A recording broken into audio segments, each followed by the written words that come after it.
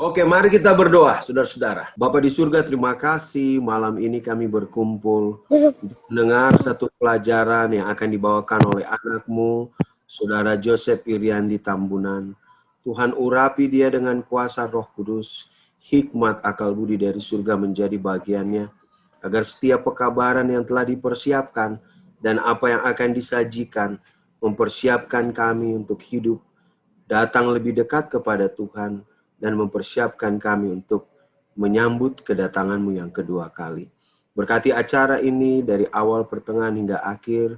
Biarlah Tuhan memberkati setiap teknologi yang digunakan, agar semua dapat berjalan dari awal, pertengahan, hingga akhir dengan lancar, tidak kurang suatu apapun, dan pekabaran dengan jelas kami terima untuk membangun kerohanian kami dan untuk kami bagikan kepada orang lain.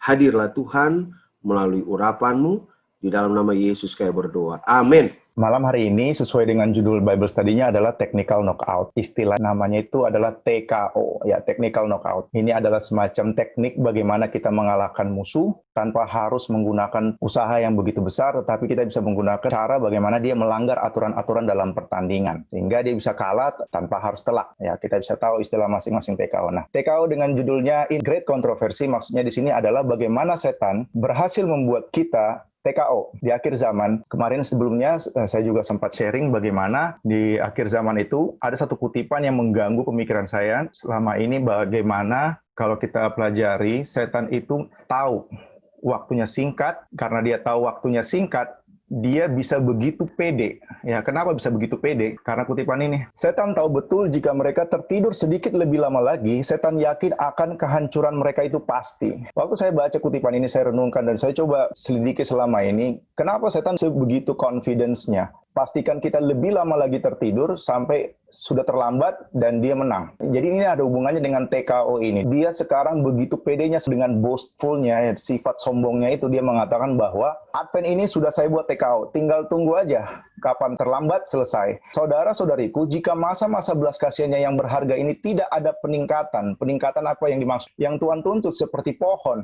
yang diharapkan tetapi tidak berbuah. Dikasih waktu lagi tetapi tidak ada buahnya, ditebang. Kau akan ditinggalkan tanpa alasan jika kamu tidak melakukan upaya khusus untuk bangun, jika kamu tidak akan mewujudkan semangat dalam bertobat. Masa-masa emas ini, masa-masa probation ini akan segera berlalu dan kita akan diukur dan kedapatan ringan. Segala tangisan kita, segala penyesalan kita itu tidak berlaku lagi. Jadi dari kutipan inilah kenapa saya buat judulnya adalah TKO, Technical Knockout. Kita akan bahas apa yang dimaksud setan dengan Technical Knockout dan bagaimana caranya dia membuat kita Technical Knockout. Intinya adalah setan berhasil membuat kita lost our identity, kehilangan identitas kita. Sebagai umat Advent hari ke-7 ini, apa visi dan misi kita? Dia sudah benar-benar membuat kita ini TKO, ya, dalam artinya kita ini benar-benar dibuat tertidur dan akhirnya tidak menyadari kita ini sudah kalah dalam pertandingan. Tetapi kita bisa bangkit kalau kita menyadarinya dan menyelesaikan pertandingan. Yang harus kita ingat adalah semua yang akan kita pelajari ini adalah nubuatan. Dan nubuatan itu ada erat hubungannya dengan tipologi, tupos. Itu diambil dari 1 Korintus 10 ayat 11 yang artinya adalah ensamples, contoh bahasa Indonesianya. Ensamples ini bahasa Grekanya adalah an example to be imitated, the pattern in conformity to which a things must be made. Pengkhotbah 1 ayat 9 dan 10 lebih menjelaskan definisi tupos, yaitu adalah apa yang dulu terjadi akan terulang lagi, tidak ada yang baru di bawah matahari. Gunanya Tuhan membuat tupos ini bagi kita semua, pelajar Alkitab dan firman Tuhan, umat-umat sisa adalah kita bisa belajar dari kesalahan-kesalahan dulu. Kedepan yang akan saya bahas ini adalah bagaimana cara setan membuat tupos ini. Dia bekerja bukan hanya dari pihak luar menyerang gereja ini, tetapi dari dalam. Kedepan kita akan gunakan banyak tulisan roh nubuat. Mungkin bagi kita yang ada hadir di sini, sempat ragu dengan tulisan roh nubuat dan mengatakan Alkitab saja, ya, terlepas dari isu bahwa memang benar Ellen White mengatakan bahwa Alkitab lah yang harus ditinggikan, bukan tulisan roh nubuat. Betul, tetapi jangan lupa setan sudah dinubuatkan di sini bahwa Alkitab itu akan direvisi. Setan mengusulkan bahwa ia mampu mengubah Alkitab ini. Pihak-pihak yang telah jatuh ini paham semua tentang surga dan mereka dapat membawa sentimen yang berbeda dari Alkitab dan mereka akan merevisinya. Pikiran dan karakter orang-orang yang pelajari Alkitab lah yang membuat pelajaran itu berbahaya. Kenapa? Karena interpretasi pribadinya ya ditaruh di atas firman Tuhan itu, sehingga kuasa firman Tuhan itu tidak berlaku lagi atau tidak berfaedah. Kesulitan akan dihilangkan dari cara mereka mencari Alkitab dengan hati yang tulus, rendah hati, berdoa kepada Tuhan untuk hikmat. Tidak akan ada pemotongan dari Alkitab, tidak ada mutilasi firman seperti yang dilakukan oleh saudara kita, umat-umat Katolik. Ini nubuatan supaya kita tahu bahwa kita harus pertimbangkan juga apakah hanya Alkitab saja, sedangkan Alkitab sekarang pun sudah 3 kutipan ini menubuatkan bahwa di akhir zaman Alkitab itu banyak direvisi. Kamu akan melihat tidak lama lagi akan ada orang-orang yang menjadi bosan mendengar, mengulangi hal-hal yang seharusnya mereka lakukan tetapi tidak berhasrat untuk melakukannya, dan mereka akan mengubah kata-kata. Saya kasih contoh hasil dari nubuatan ini. Kita bisa buka Matius 5 ayat 44.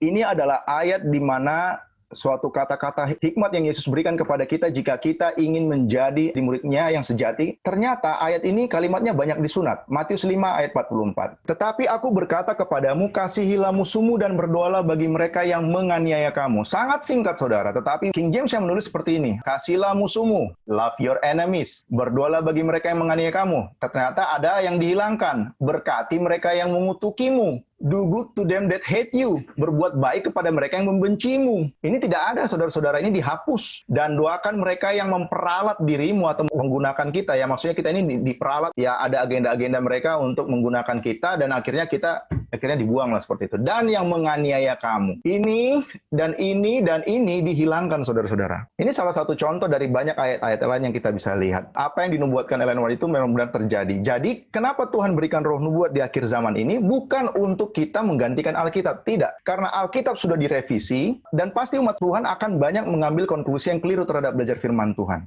Itu gunanya roh nubuat ini, supaya kita dididik bagaimana mendidik orang-orang gereja-gereja lain atau dunia yang mau belajar Alkitab dengan cara yang Tuhan kehendaki. Itu yang menjadi tujuan utama kenapa kita harus belajar firman Tuhan dengan ayat-ayat yang diberikan. Nah, ini saya sudah berikan. Jadi ini kalimat-kalimat yang dihilangkan. Ini fatal, saudara-saudara, kalau ini dihilangkan. Jadi kalau ada yang memperalat diri saya, itu bukan perintah Tuhan, ya. Nggak perlu saya turuti. Ya, kita akan pahit jadi orangnya. Tetapi kalau kita baca ini, memang saya lihat manusiawi saya bertentangan dengan perintah Tuhan ini. Tapi kalau saya serahkan kehendak saya kepada Tuhan, maka itu yang disebut kelegaan. Kristus akan memberikan kekuatan kepada kita saat kita menyadari kelemahan kita. Masalahnya, Tuhan sudah berikan roh nubuat ini, tetapi setan berusaha untuk bagaimana tulisan-tulisan Ellen White ini didiskreditkan. Saya tidak akan baca penuh, saya cuma angkat di sini aja. Penipuan setan yang paling terakhir akan membuat kesaksian roh Tuhan tidak ada pengaruhnya. Kita kemarin sempat belajar bahwa tulisan-tulisan di Alkitab itu, firman Tuhan itu adalah firman Tuhan, dan itu harus menjelaskan dirinya sendiri. Kalau kita percaya tulisan Ellen White ini juga adalah inspirasi Roh Kudus, dan Alkitab juga ditulis oleh inspirasi Roh Kudus, maka Roh Kudus itu punya cara yang sama juga, yaitu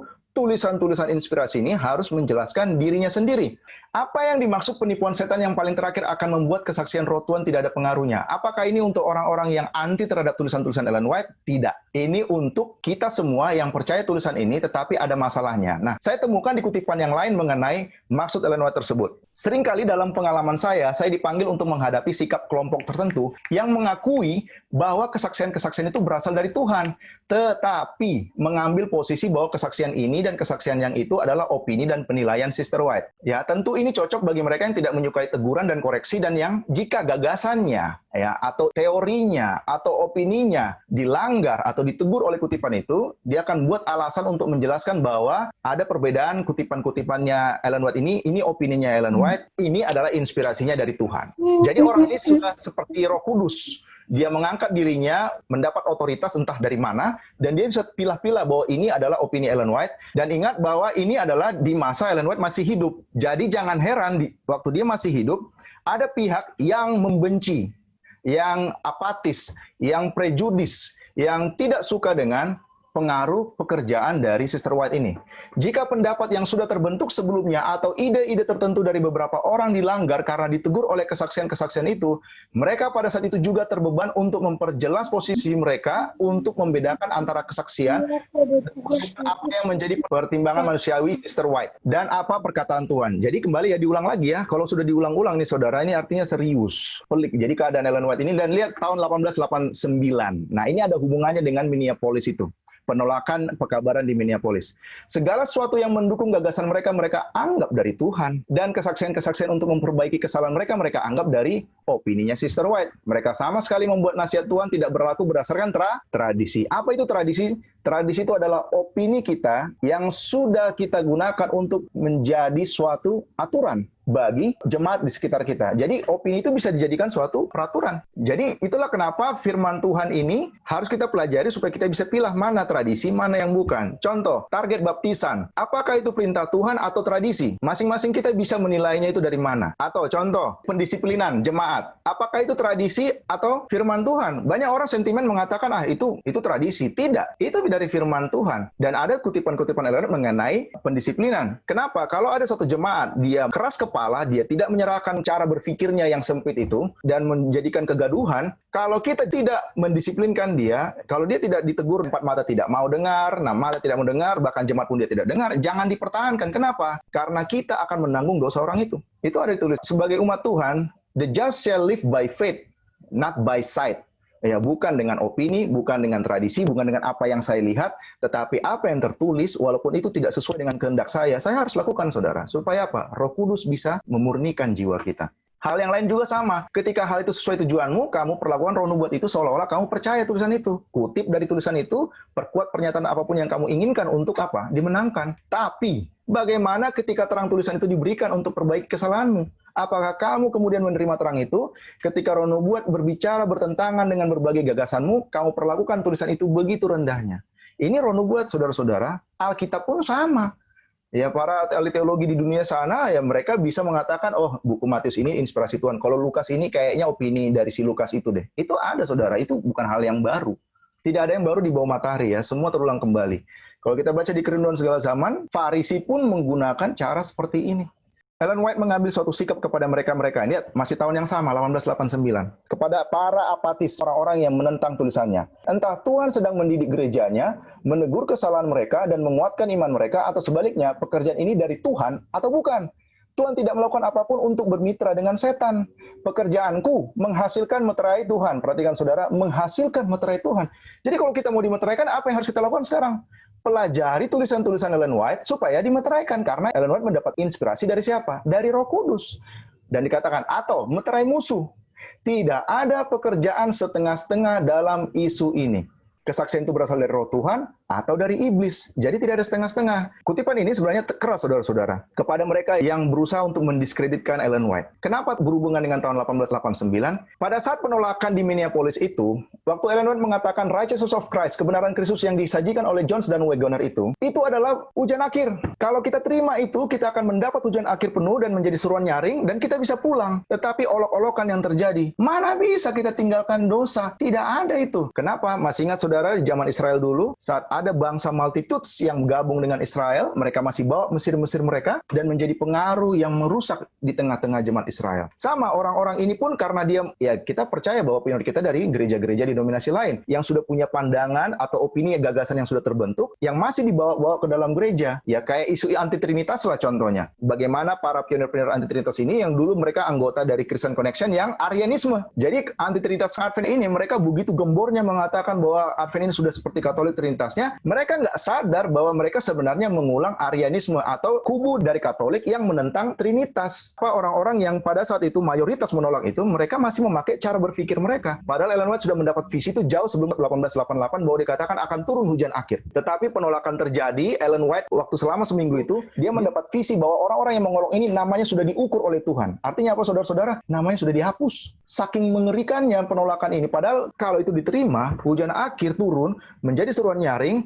Ingat 12 murid Yesus saja, dengan 70 orang pengikut Yesus itu, kalau waktu menerima Pentakosta, 3.000 satu hari orang sudah bisa bertobat. Bisa mengguncang seluruh Yerusalem dan Yudea dan Samaria sekitarnya. Tetapi karena penolakan itu terjadi, hujan akhir tidak turun. Nah, imbasnya setelah itu apa yang terjadi, saudara-saudara? Dari 1888, pendek cerita ya, 1898, itu 10 tahun Ellen White menegur mereka ini. Bukan makin bertobat, tetapi makin keras. Sehingga ada satu titik mereka ingin mendiskreditkan dia. Jadi ada di buku Testimonies volume 5, itu ada unfounded report babnya, di mana mereka membuat 3 laporan palsu untuk mendiskreditkan Ellen White. Dan tidak sampai di situ, sampai Ellen White meninggal pun, dan sampai sekarang itu tetap ada. Jadi ini bukan hal yang baru. Ini sudah ada di zaman Ellen White. Ada beberapa setelah menerima teori keliru ini, berjuang dengan gigi membangun teori yang keliru tersebut dengan mengoleksi dari tulisan-tulisanku, pernyataan kebenaran yang mereka gunakan, memisahkan tulisan-tulisan itu dari konteksnya yang layak dan merusaknya dengan menghubungkannya dengan kesalahan. Saya aminkan kutipan ini, saudara-saudara. Saya sudah ikuti 2 pertemuan Pendeta Kuntaraf mengenai Ministry to the Cities versus Country Living. Ada Ada satu waktu saya minta slide-nya, saya pelajari satu demi satu dan saya baca satu babnya. Karena saya kalau mau belajar firman Tuhan, ingat kutipan ini. Jangan rusak konteks. Ambil referensinya, masukkan di Ellen White Writings, dan baca satu babnya, satu chapternya, supaya kita bisa dapat konteksnya. Ada di slide 81, kalau saudara dapat itu, slide 81 mengenai tanda meninggalkan kota.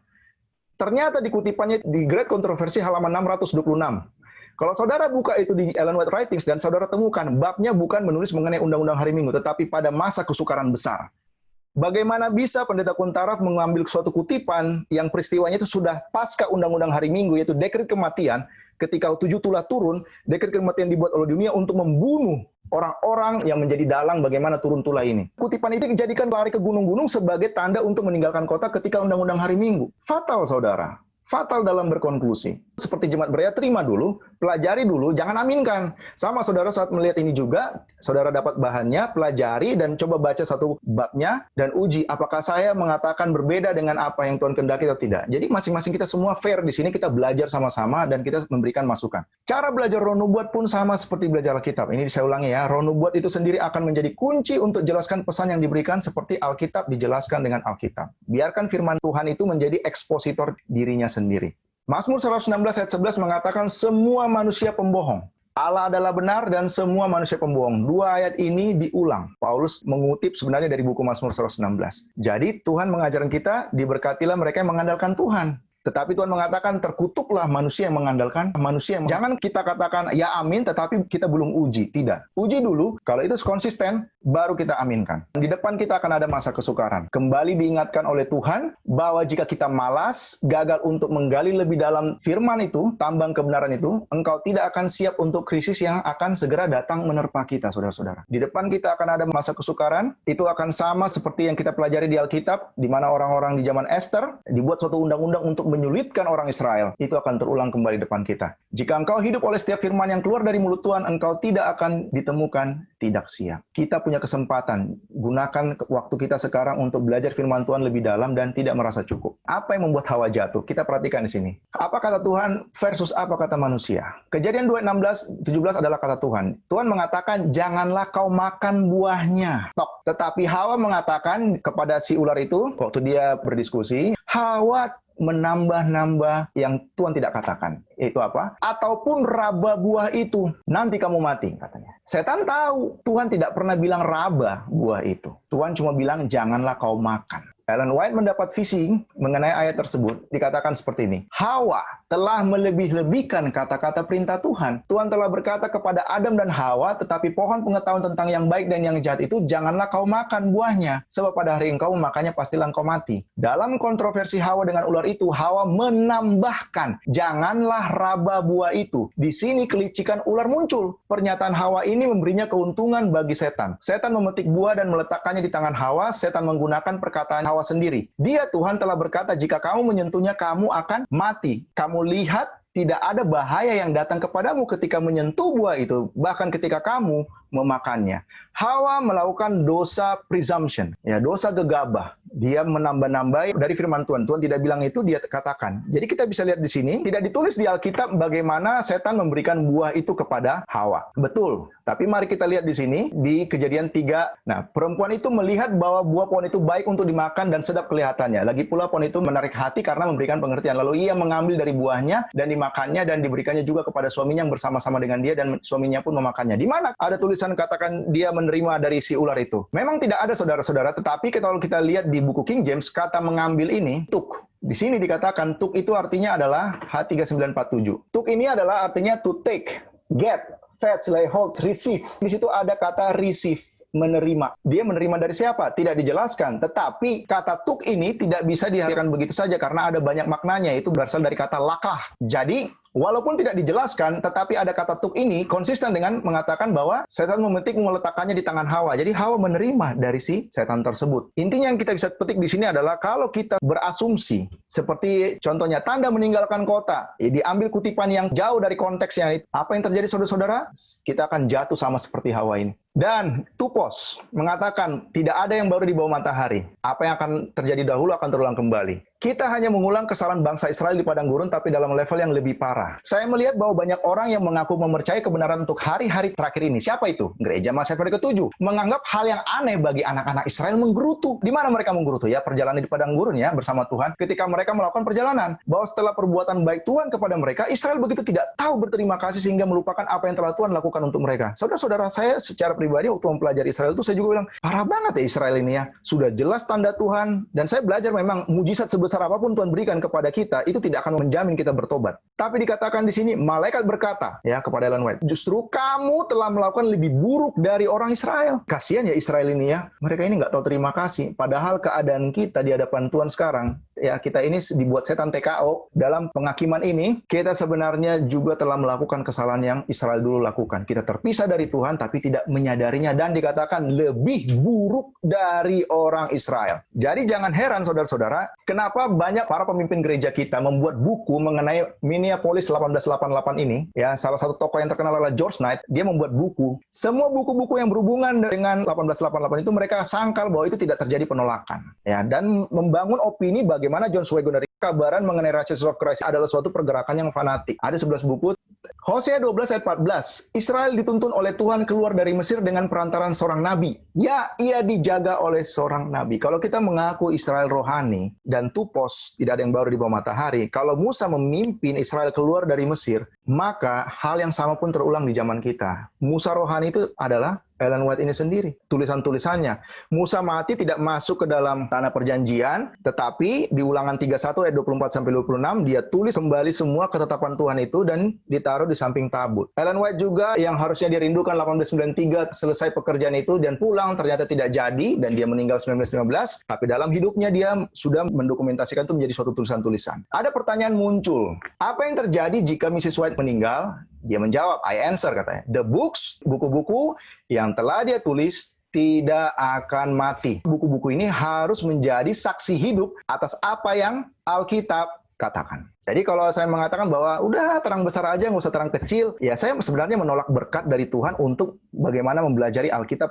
dengan cara Tuhan. Ya saya bilang Elon ini agak pede ya, sama Musa pun agak pede, ya, karena dia juga tulis Musa itu orang yang lemah lembut, padahal itu bukunya dia sendiri. Kita baca di sini, aman dari penipuan setan. Orang-orang dapat membangun suatu skema dan musuh-musuh akan berusaha untuk menggoda jiwa-jiwa dari kebenaran. Tetapi semua yang percaya bahwa Tuhan akan berbicara melalui Sister White dan telah memberikan kepadanya suatu kabaran, suatu pesan, akan apa? Akan aman dari banyak delusi, banyak tipuan yang akan datang di hari-hari terakhir ini. Pede ya, betul. Tetapi nggak ada yang baru. Musa pun begitu. Musa adalah Musa sendiri yang menulis, dia seorang yang rendah hati, lemah lembut. Tidak ada yang baru di bawah matahari, semua terulang kembali. Roh Kudus adalah penulis Alkitab dan roh nubuat. Hal ini tidak boleh dipelintir dan diputar untuk dianggap seperti apa yang orang inginkan. Mengungkapkan gagasan dan sentimen manusia untuk meneruskan skema manusia di segala bahaya. Jadi, Roh Kudus adalah penulis Alkitab dan roh nubuat. Ini bukan isu seorang wanita yang tidak lulus sekolah, ini adalah tulisan firman Tuhan yang diberikan kepada umat akhir zaman, bagaimana mereka siap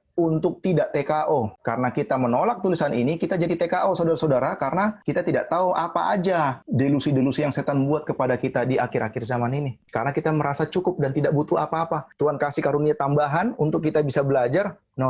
Cukup Tuhan. Padahal kita miskin, melarat, buta, telanjang, dan nggak nyadar. Instruksi Tuhan hari ini, di zaman kuno, Tupos, Tuhan berbicara kepada manusia melalui mulut para nabi dan rasul. Sekarang ini Tuhan berbicara kepada mereka melalui roh nubuat, the testimonies of His Spirit. Tidak pernah ada masa ketika Tuhan menginstruksikan umatnya dengan lebih sungguh-sungguh daripada Dia menginstruksikan umatnya di masa kini tentang kehendaknya dan jalan yang Tuhan ingin mereka tempuh. Jadi apa yang Ellen White tulis ini, saudara-saudara, sangat prihatin kalau ada orang mengatakan, ini bagian opininya Ellen White, ini bagian firman Tuhan. Tidak. Di sini jelas dikatakan kalau Ellen White menulis sesuatu, dia sendiri saksikan bahwa ini bukan opini saya. Apa yang saya dapat, kadang waktu saya menulis saya lupa, tapi saya waktu berdoa Tuhan akan memberikan terang itu kembali supaya saya menulisnya. Ellen White bukan seperti robot yang dikendalikan seperti kerasukan, tidak. Inspirasi dari Roh Kudus diberikan kepada dia dan dia menuliskan. Bahkan memilih kata-katanya pun dia mendapat inspirasi harus buka kamus dan tentukan kata-kata mana yang penting untuk ditaruh di situ. Jadi nggak main-main saudara dalam penulisan ini. Bagi kita yang mungkin ada saudara-saudara kita yang skeptis, tidak ada roh nubuat di zaman dahulu. Ya, berarti Pengkhotbah 1 ayat 9 itu bohong dong. Tidak. Kitanya yang belum memahami lebih dalam. Saya mau sharing saudara-saudara supaya kita dikuatkan. Tidak ada yang baru di bawah matahari, semua terulang kembali. Ini adalah gambar tabut perjanjian. Di dalam tabut itu ada 2 loh hukum, ada tongkat Harun yang bertunas dan buli-buli mana. Tapi tidak pernah dibahas mengenai ini. Ini loh 10 hukum di dalam tabut. Ini adalah testimoni. Ulangan 31 ayat 24 sampai 26. Apa itu testimoni atau kesaksian? Karena waktu Musa ini kan buku ulangan, Musa sudah mau mati. Dia tulis lagi ulang ketetapan yang dia dapat di Gunung Sinai selama 40 hari dalam satu gulungan dan suruh ditaruh di samping tabut, bukan di dalam tabut. Nah, Ulangan 4 ayat 13 menjelaskan, dan ia memberitahukan kepadamu perjanjian yang diperintahkannya kepadamu untuk dilakukan, yakni ke-10 firman, dan ia menuliskannya pada 2 loh batu. Ya, ini di dalam tabut. Ya, Ulangan 4 ayat 13. Lihat ayat berikutnya, ayat 14-nya. Dan pada waktu itu aku diperintahkan Tuhan untuk mengajarkan kepadamu ketetapan dan peraturan, bahasa Inggrisnya statutes and judgment, supaya kamu melakukannya di negeri kemana kamu pergi untuk mendudukinya. Nah, waktu ditulis Ulangan 4 ayat 14 ini, inilah alat ayat untuk memberikan petunjuk kepada kita bahwa ada 2 hal, yaitu hukum dan juga adalah statutes and judgment, atau di Ulangan 31 ayat 24 sampai 26 mengatakan ini adalah gulungan-gulungan ketetapan yang Musa dapat dari Tuhan dan dituliskan kembali setelah dia meninggal. Tulisan-tulisannya inilah yang akan menjadi saksi. Makanya waktu Yosua menggantikan Musa, kalau saudara baca Yosua 1, Yosua tidak buat ajaran baru. Dia hanya baca apa yang Musa katakan, hanya kuatkan dan teguhkanlah hatimu dengan sungguh-sungguh, bertindaklah hati-hati sesuai dengan seluruh hukum yang telah diperintahkan kepadamu oleh hambaku Musa. Janganlah menyimpang ke kanan atau ke kiri supaya engkau beruntung kemanapun engkau pergi. Ayat 8-nya mengatakan, janganlah engkau lupa memperkatakan kitab Taurat ini, tetapi renungkanlah itu siang dan malam, supaya engkau bertindak hati-hati sesuai dengan segala yang tertulis di dalamnya, sebab dengan demikian perjalananmu akan berhasil dan engkau akan beruntung. Taurat ini dikatakan apa? The law. Ya, bukan commandments, beda. The law, ketetapan-ketetapan Musa ini. Supaya apa? Kita berhasil, kita beruntung, dan perjalanan kita apa? Tidak akan terpeleset, ya. Kita harus berhati-hati bertindak. Dan dikatakan Yosua di sini ditulis dia sangat hati-hati, bahkan dia pelajari apa yang Musa sudah tulis di gulungan tersebut dan tidak menyimpang ke kiri atau ke kanan. Sama saudara-saudara, Yosua tidak membuat ajaran baru, apa yang Musa tulis itu yang dilakukan. Makanya dia berhasil memimpin bangsa Israel dalam eranya dia. Di akhir zaman sama saudara-saudara, tulisan-tulisan Ellen White ini adalah antitype dari tulisan-tulisan Musa tersebut. Makanya Ellen White menjelaskan apa yang dimaksud statutes and judgment ini, perintah-perintah yang diberikan untuk menjaga 10 hukum. Sebagai akibat dari pelanggaran yang terus-menerus, hukum moral diulang dalam keagungan yang mengerikan dari Sinai. Kristus memberikan kepada Musa perintah-perintah agama yang mengatur kehidupan sehari-hari. Undang-undang ini secara eksplisit diberikan untuk menjaga 10 hukum. Eksplisit. Perintah-perintah ini bukanlah jenis bayangan yang sudah tidak berlaku dengan kematian Kristus. Bukan. Perintah-perintah ini harus mengikat manusia di setiap zaman selama waktu terus berlangsung. Perintah-perintah ini ditegakkan oleh kuasa hukum moral, dan perintah-perintah ini dengan jelas dan pasti menjelaskan hukum itu. Jadi artinya, apa yang kita bisa kesimpulkan saudara-saudara, tulisan-tulisan Musa ini yang disebut statutes and judgment di Ulangan 4 ayat 14 tadi, kalau orang Israel melanggarnya, mereka sama saja melanggar 10 hukum. Kenapa? Karena statutes and judgment ini adalah detil-detil dari 10 hukum itu. Makanya jangan heran pada waktu Yesus ada, dia malah menunggukan hukum. Yesus mengatakan, ada tertulis jangan membunuh, tetapi aku berkata kepadamu, engkau marah kepada saudara-saudaramu, bahasa Inggrisnya lebih tepat, marah tanpa sebab, ya kamu akan dihakimi sama Tuhan. Jadi Yesus memperjelas, bahkan dikatakan, jangan berzina. Yesus malah memperluas lagi, lebih detail. Kalau kau berimajinasi, ya akan seorang wanita, ya maksudnya berpikiran cabul lah dalam pikirannya, di hadapan Tuhan, kita sudah sama berzina, walaupun tidak melakukannya. Dan dosa itu mulai dari pikiran. Sudah mulai berimajinasi. Jadi Yesus bukan memperkecil 10 hukum itu, tapi memperluas. Kita tidak akan bahas itu, tetapi kita bisa mengerti sekarang posisi roh nubuat ini, tidak ada yang baru di bawah matahari, itu terulang kembali. Israel dulu, Israel rohani yaitu kita, ada tulisan Musa, ada tulisan Ellen White. Fungsinya sama, mengarahkan kita kembali kepada hukum-hukum Tuhan yang ada di Alkitab. Tidak ada yang baru. Yeremia 8 ayat 11. Mereka mengobati luka putri umatku dengan memandangnya ringan. Damai sejahtera, tetapi tidak ada damai sejahtera. Damai-damai, tidak ada damai sejahtera. Di depan kita ada masa kesukaran, tetapi kita bisa lihat sendiri bagaimana persiapan kita, bahkan bagaimana di gereja pun orang lempem. Kenapa? Lebih banyak damai-damainya, padahal tidak ada damai. Yeremia 14 ayat 19 mengatakan, mengapa kami kau pukul sedemikian hingga tidak ada kesembuhan lagi bagi kami. Dikatakan di sini, kami mengharapkan damai sejahtera tapi tidak datang sesuatu yang baik. Mengharapkan waktu kesembuhan, tetapi hanya ada kengerian. Saudara-saudara, kalau kita sudah pelajari pertemuan sebelumnya, jangan berharap COVID ini akan pulih. Kalaupun pulih, itu tidak akan lama. Karena apa yang sudah kita pelajari nubuatan ini, yang terjadi di depan kita, kelaparan, ya PBB sudah membuat agenda 2030, bagaimana krisis kita harus antisipasi berdasarkan para peneliti-peneliti yang sudah melihat bagaimana ke depan dunia ini tidak akan bertahan kalau kita tidak ada antisipasi. Tidak ada di zaman pionir itu, saudara-saudara. Itu ada di zaman kita. Makanya Tuhan mengatakan, Matius 24, ini adalah awal dari penderitaan. Awal dari masa kesukaran. Bukan akhir dari masa kesukaran. Firman Tuhan bagi kita semua umat-umat Tuhan, jika kamu tidak mendengarkan dan jika kamu tidak memberi perhatian untuk menghormati namaku, firman Tuhan semesta alam, maka aku akan mengirimkan kutuk ke antara kamu dan membuat berkat-berkatmu menjadi kutuk. Dan aku telah membuatnya menjadi kutuk sebab kamu ini tidak memperhatikan. Kenapa? Ya karena kita sudah dibuat TKO, technical knockout. Kalau kita tidak berubah, saudara, berkat yang kita terima dari Tuhan sebagai umat Advent, itu akan menjadi kutuk. Apapun itu yang kita terima dari Tuhan. Itulah kenapa Tuhan meminta kita bukan penurutan setengah-setengah, tetapi penurutan sepenuhnya. Penyerahan kehendak sepenuhnya. Karena arti menurut itu sama dengan penyerahan kehendak. Surrender. Kalau saya nggak menyerahkan kehendak, saya tidak akan mungkin menurut. Kalaupun mungkin menyerahkan kehendak setengah-setengah, ya penurutannya pun pasti setengah-setengah. Nah ini ada suatu nubuatan, saudara-saudara, saya mau kita belajar di sini. Apakah Amerika Serikat berada di ambang dari civil war berikutnya? Ya kemarin saya sempat sharing ada berita juga, itu tahun 2018, bahwa sepertiga orang Amerika sudah membicarakan civil war. Itu 2018. Ini sekarang sudah 1 Juni 2020.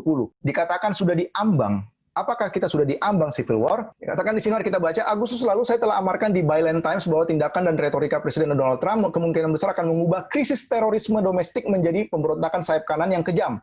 Tapi banyak hal telah berubah secara drastis di luar kendali dalam 10 bulan sejak itu. 104.000 orang Amerika telah meninggal karena COVID, 40 juta orang kehilangan pekerjaan. Saat yang sama, sejumlah besar bisnis telah tercatat bangkrut. Pemerintah kota dan negara bagian runtuh di bawah utang besar. Menuangkan bensin, ini kayak ekspresi pada kesengsaraan, ini adalah seorang presiden yang terbukti tidak layak untuk memimpin, ya. Dia seorang kapitalis, dia nggak peduli dengan orang bawah. Tidak mampu tempatkan kepentingan bangsa yang sakit parah di atas kepentingan dirinya sendiri. Kemarahan terhadap kecerobohan Trump, terutama hanya berpangku tangan selama hampir 3 bulan penuh saat corona terjadi, telah mendidih di bawah permukaan selama berminggu-minggu. Kemarahan itu disulut ke dalam neraka nasional ketika sebuah video muncul dari beberapa petugas polisi Minneapolis menyiksa dan membunuh George Floyd, seorang pria kulit hitam yang tidak bersenjata dan tidak mengancam, meninggal berteriak untuk mendiang ibunya setelah diduga dia telah mencoba menggunakan tagihan palsu senilai $20. Lebih dari 200 kota di hampir 50 negara bagian sekarang dihadapkan pada kemarahan yang tidak terlihat di jalan-jalan Amerika sejak puncak perang Vietnam pada tahun 60. Hingga Sabtu malam, 25 kota berada di bawah jam malam dan Presiden telah berjanji, dikatakan di sini, untuk melepaskan senjata yang menyakitkan dan anjing-anjing ganas, kekuasaan sipil. Ketika dia mencoba meyakinkan para pendukungnya bahwa para pengunjuk rasa adalah produk dari radikal sayap kiri, malah di label lagi sama si Trump bahwa orang-orang yang sudah mulai mengancam ini dianggap sebagai radikal. Dan ini ada satu berita lagi yang membuat saya tercengang mengenai kutipan Ellen White di Education halaman 179 paragraf 5 mengenai Thinking Man. Saya baru temukan ini, saudara.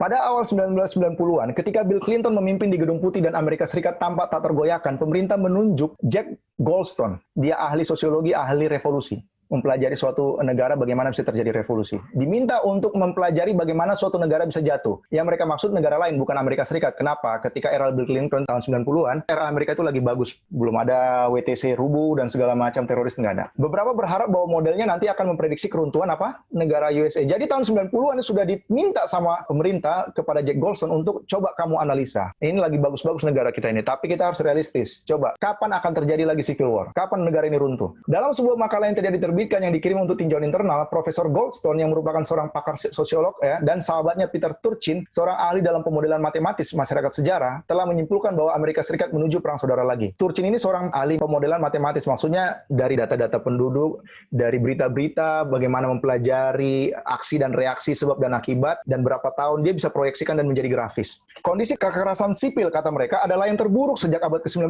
khususnya tahun-tahun menjelang dimulainya perang saudara Amerika pada tahun 1861. Alasan untuk ini semua adalah tren yang dimulai pada 1980-an. Jadi waktu diminta analisa, dia sudah temukan itu tren untuk mengarah ke civil war itu sebenarnya sudah mulai tahun 80-an. Padahal waktu diminta itu tahun 90-an. Jadi 10 tahun lebih awal sudah ada tren itu. Berkaitan dengan ketidaksetaraan, ini yang membuat terjadi civil war. Karena ada ketidaksetaraan, gap, kaya dan miskin, pihak elit yang egois seperti Trump tadi, dan polarisasi yang telah melumpuhkan kemampuan pemerintahan Amerika untuk memberikan tanggapan yang efektif terhadap penyakit pandemi. Ini juga menghambat kemampuan kita untuk memberi memberikan kebijakan bantuan ekonomi yang inklusif dan memperburuk ketegangan atas ketidakadilan rasial seperti George Floyd tadi. Apakah Amerika Serikat menuju perang saudara lagi? Singkatnya, ya. Profesor Goldstone adalah pakar terkemuka dalam studi revolusi dan perubahan sosial jangka panjang di Universitas George Mason. Model yang dikembangkan olehnya bersama Peter Turchin melacak data seperti rasio upah pekerja rata-rata terhadap GDP per kapita, harapan hidup tinggi rata-rata, dan jumlah jutawan baru. Ini elemen-elemen yang digunakan. Ini juga mengukur polarisasi politik atau tingkat tumpang tindih antara partai-partai. Diterapkan pada sejarah AS, ini memprediksi perang saudara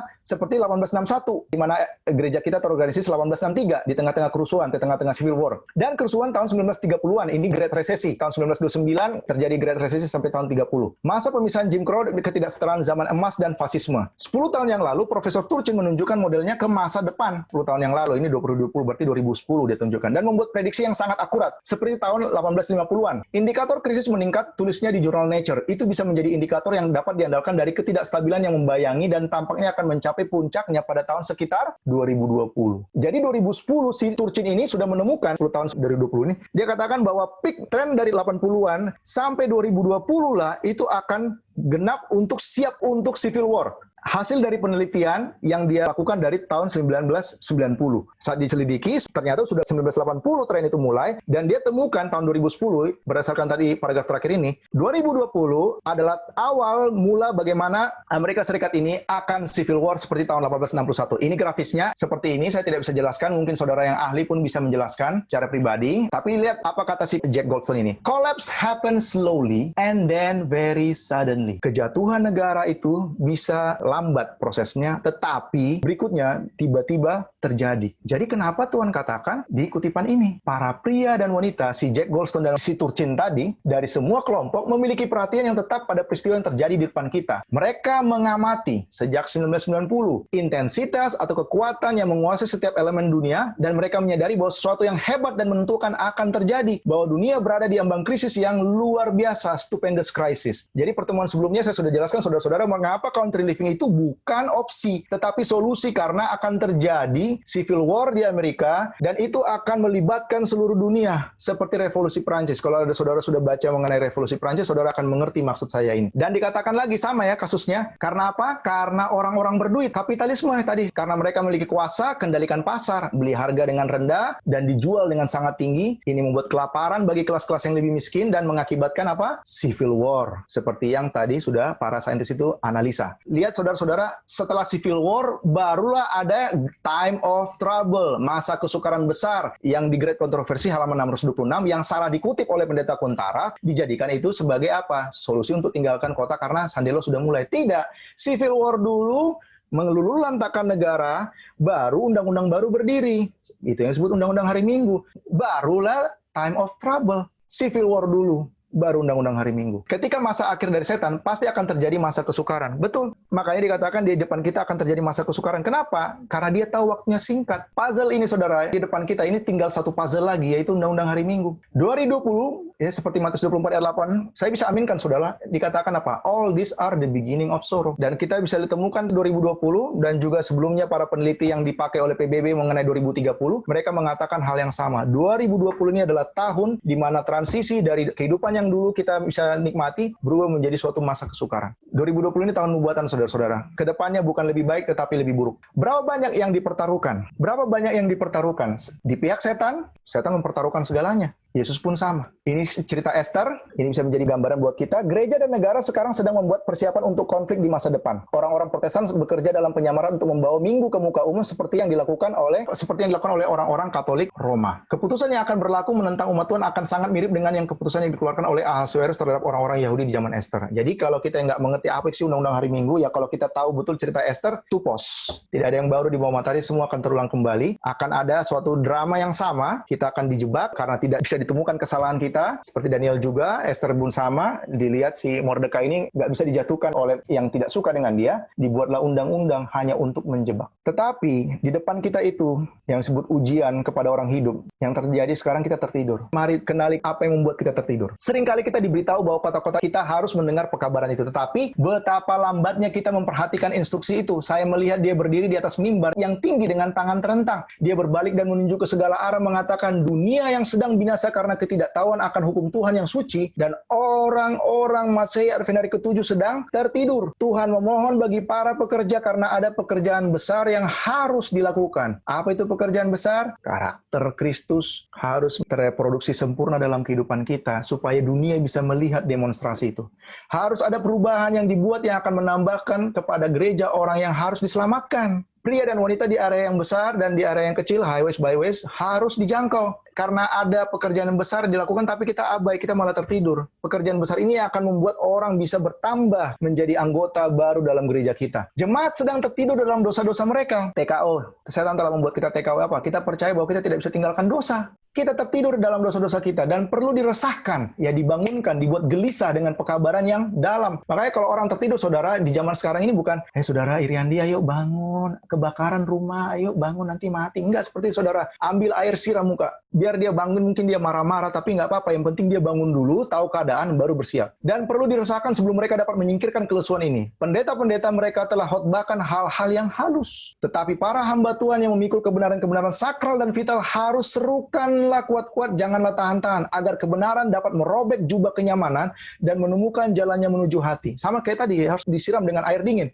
supaya bangun. Kalau tidak, ya sama-sama kita terbakar. Kebangunan atau revival, kesalehan sejati di antara kita adalah satu, yang terbesar dan yang paling mendesak dari segala kebutuhan kita. Untuk mendapatkan hal ini haruslah menjadi pekerjaan pertama kita. Revival, bangun. Revival, kebangunan rohani, revival, dan reformasi harus terjadi di bawah pelayanan Roh Kudus. Kebangunan rohani dan reformasi adalah dua hal yang berbeda. Kebangunan rohani adalah menandakan pembaruan kehidupan spiritual, menghidupkan kekuatan pikiran dan hati, kebangkitan dari kematian rohani. Reformasi menandakan reorganisasi, perubahan dalam gagasan dan teori. Ingat, gagasan yang sudah terbuntu ini yang mematikan Injil, kebiasaan dan praktik. Reformasi tidak akan menghasilkan buah kebenaran yang baik kecuali itu berhubungan dengan kebangunan Roh Kudus. Kebangunan rohani dan reformasi harus melakukan pekerjaan mereka yang telah ditetapkan, dan dalam melakukan pekerjaan ini, kebangunan rohani dan reformasi harus satu, nggak boleh dipisahkan. Jadi kalau sudah bangun, reformasinya adalah berjaganya. Kalau nggak berjaga, kayak rumah yang kosong, sudah pergi setannya, tapi karena nggak diisi, nggak direformasi, nggak diisi firman Tuhan, nggak diisi Roh Kudus di dalamnya, maka tetap kosong, kita kembali seperti hidup yang dulu lagi, ya setan akan masuk, dan orang itu 7 kali lipat lebih jahat daripada yang sebelumnya. Dengan menyajikan kebenaran dengan membosankan, hanya mengulangi teori tanpa digerakkan oleh teori itu sendiri. Maksudnya ngabarin firman Tuhan tapi dia tidak hidupkan, atau tidak ada dampak dalam kehidupannya yang bisa dilihat orang. Mereka tidak akan pernah bisa menobatkan manusia. Mereka ini siapa? Jika para pendeta harus hidup lamanya seperti Nuh, upaya mereka tidak akan berhasil. Kasih mereka untuk jiwa harus giat dan semangat mereka kuat. Cara yang lusuh dan tidak berperasaan dalam menyampaikan kebenaran tidak akan pernah membangkitkan pria dan wanita dari tidur mereka yang seperti orang mati. Ya, jemaat lagi tertidur. Mereka harus menunjukkan melalui perilaku mereka, dengan tindakan dan perkataan mereka, dan dengan khotbah dan doa mereka, bahwa mereka percaya bahwa Kristus ada di depan pintu. Pria dan wanita berada di jam-jam terakhir masa percobaan, namun ceroboh dan bodoh. Dan para pendeta tidak memiliki kekuatan untuk membangkitkan mereka karena para pendeta itu sendiri tertidur. Pengkhotbah yang sedang tertidur berkhotbah kepada orang-orang yang sedang tidur. Saudara, ini menyakitkan. Ya, saya percaya ada kita di sini hamba-hamba Tuhan, tapi tujuan saya di sini bukan untuk menyerang saudara-saudara, tidak. Saya mau kita melihat keberadaan kita sekarang sebagai Laodikia. Kita ini miskin, melarat, dan buta, dan telanjang. Dan kutipan ini menyakitkan saudara-saudara, tetapi ini menjadi suatu obat bagi kita. Ya, pisau yang baik kalau di tangan yang benar itu akan menyembuhkan. Tetapi pisau di tangan orang yang menggunakan kutipan ini, mereka akan menggunakan untuk menjatuhkan orang. Tidak, saudara. Motif saya cuma satu. Kita rindu untuk Tuhan segera datang. Kita bukan lagi menunggu kedatangan Tuhan sejak 1888, tetapi mempercepat kedatangan Tuhan. Yang membuat lama itu diri kita sendiri, saudara-saudara. Kenapa? Kita TKO nih, dibuat setan. Kita percaya bahwa kita tidak bisa tinggalkan dosa. Ini yang menjadi topik kita malam ini, dan bagaimana kita akan ungkapkan setan men-TKO kita. Pikiran pria atau wanita tidak turun seketika dari kesucian dan kekudusan kepada kebobrokan, korupsi, dan kejahatan. Ini menjadi suatu analisa yang Ellen White dapat dari Tuhan bagaimana dosa itu terjadi. Jadi dosa itu bukan sifat, saudara. Dosa itu pilihan. Diperlukan waktu untuk mengubah manusia menjadi ilahi atau mendegradasikan mereka yang dibentuk dalam citra Tuhan menjadi brutal atau setan. Ada waktu, ada proses. Yang kalau kita tidak setia atau tidak berjaga, ya kita sedang mengarah kepada yang setan inginkan, kita jatuh. Dengan memandang, kita menjadi diubahkan. Apa yang kita lihat, saudara-saudara, sadar atau tidak sadar, itu akan membentuk karakter kita. Meskipun terbentuk dalam citra penciptanya, manusia dapat begitu jauhnya mendidik pikirannya tentang dosa yang pernah dibencinya akan menjadi menyenangkan baginya. Jadi dulu saya nggak suka hal-hal yang jahat, tapi kalau sering lihat itu, saudara, itu akan masuk ke dalam pikiran kita menjadi ide kalau dibiasakan akan menjadi sifat, tabiat, kalau diulang-ulang itu akan menjadi karakter. Ketika kita berhenti berjaga dan berdoa, ketika kita berhenti menjaga benteng hati kita dan terlibat dalam dosa dan kejahatan, ya tidak menjaga mata kita ini, telinga kita ini, mulut kita ini, ya kita akan terlibat dalam hal yang lebih jahat lagi. Pikiran direndahkan, ini secara bertahap ya, dan tidak mungkin untuk mengangkatnya dari korupsi sementara pikiran itu sedang dididik untuk memperbudak kekuatan moral dan intelektual dan membawanya tunduk pada nafsu yang semakin kotor. Jadi ini bukan dosa itu turunan, tidak. Yang diturunkan itu apa? Kecenderungan sebenarnya. Dalam DNA kita ini ada sifat-sifat orang tua kita yang diturunkan, tetapi itu bukan dihitung dosa. Tapi itu seperti siap untuk berdosa dalam arti kalau digoda dan sifat yang diturunkan itu kalau kita iakan, kita lakukan, baru di situ dihitung sebagai dosa. Makanya di kutipan ini secara terstruktur dijelaskan bagaimana manusia itu mengarah kepada kebenaran atau mengarah kepada dosa. Perang yang konstan melawan pikiran, kedagingan harus dipertahankan. Kalau kita mau berhenti dari dosa, ini yang harus kita perhatikan. Dan kita harus dibantu oleh pengaruh yang memurnikan dari kasih karunia Tuhan yang akan menarik pikiran ke atas dan membiasakannya untuk merenungkan hal-hal yang murni dan suci. Itulah saudara, kalau kita bisa buktikan apakah kutipan ini biblikal, ya kita buka Yakobus 1. Yakobus 1 ayat 14 dan 15. Tetapi tiap-tiap orang dicobai oleh keinginannya sendiri, karena ia diseret dan dipikat olehnya.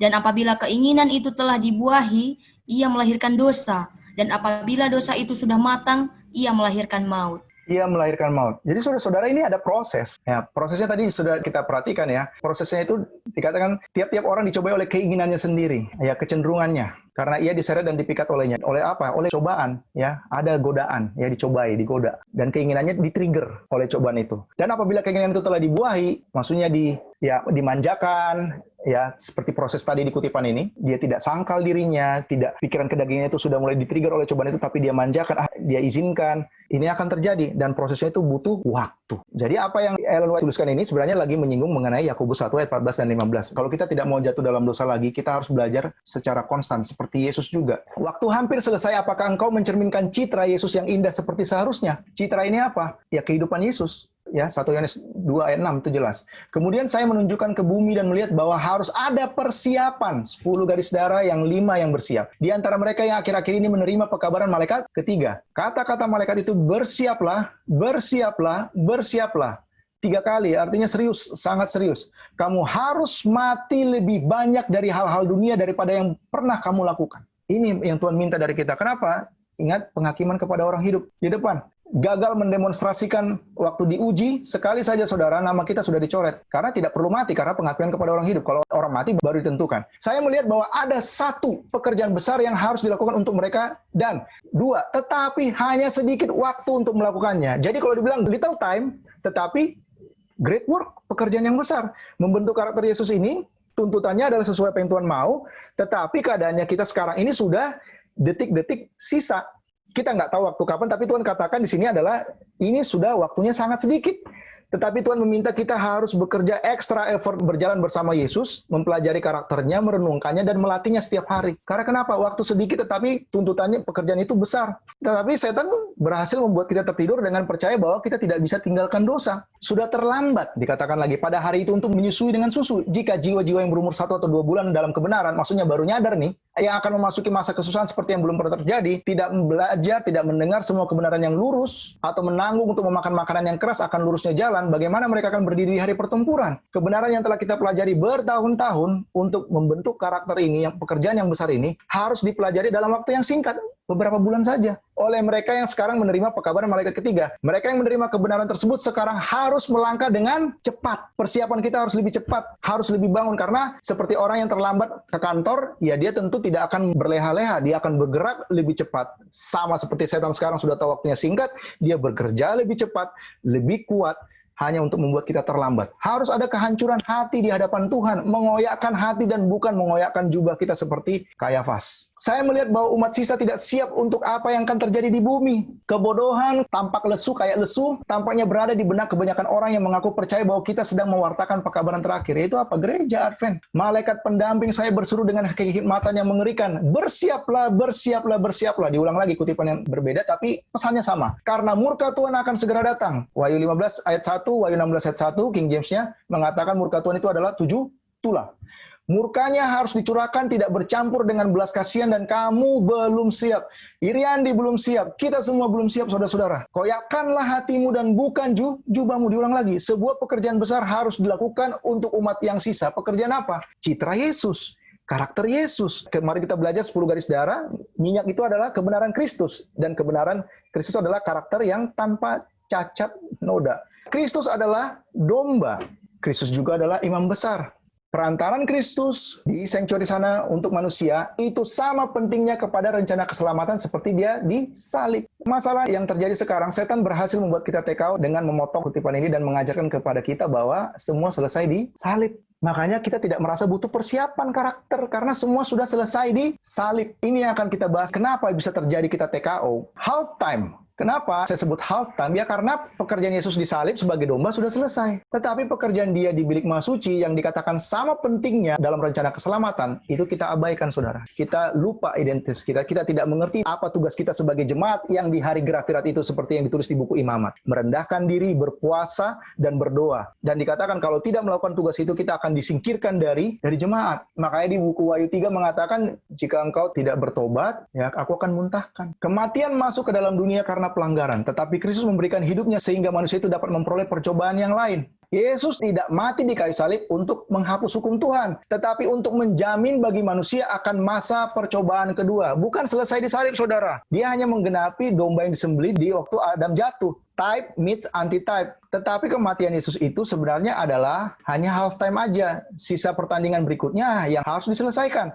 Dan dikatakan itu hanyalah percobaan. Kita dikasih waktu percobaan untuk mendemonstrasikan apa yang Tuhan tuntut dalam kehidupan kita. TKO, technical knockout. Kita dibuat percaya bahwa kematian Yesus semua sudah selesai disalib. Ya sudah, tidak ada perlu persiapan. Hidup seperti biasa. Kapanpun sandelo, kita siap saja. Kalau kita bacakan kutipan tadi, waktunya singkat tetapi pekerjaan itu besar. Artinya kalau dikatakan selama ini kita menunda-nunda pekerjaan itu, saudara. Dan Tuhan minta kita harus kerjakan itu untuk menghadapi masa kesusahan di depan yang menuntut karakter kita harus sama seperti Yesus supaya kita bisa lewati itu. Tetapi karena kita menunda-nunda, karena tertidur seperti orang kuliah ya. Nantilah pas sudah saat dekat baru sistem kebut semalam. Tuhan bisa saja menghancurkan setan dan para simpatisannya semudah melempar kerikil ke bumi, tetapi Tuhan tidak melakukannya. Pemberontakan tidak bisa diatasi dengan kekerasan. Ya, pemerintahan Tuhan itu tidak pernah memaksa kita. Kuasa yang memaksa hanya ditemukan di bawah pemerintahan setan. Ya, asas-asas Tuhan bukan berasal dari aturan ini. Otoritas Tuhan bertumpu pada kebaikan, belas kasihan, dan kasih. Dan presentasi dari prinsip-prinsip ini adalah sarana yang akan digunakan Tuhan. Pemerintahan Tuhan adalah moral dan kebenaran serta kasih akan menjadi kekuatan yang menang. Tuhan tidak langsung singkirkan Lucifer saat itu karena kenapa? Tuhan tahu bahwa malaikat-malaikat ini akan menilai apa yang setan tuduh itu benar. Tidak ada dalam dirinya pemaksaan atau bertindak secara otoriter. Itu hanya dari setan. Adalah tujuan Tuhan untuk menempatkan hal-hal pada satu dasar keamanan yang kekal, dan dalam dewan-dewan surga telah diputuskan bahwa waktu harus diberikan bagi setan untuk mengembangkan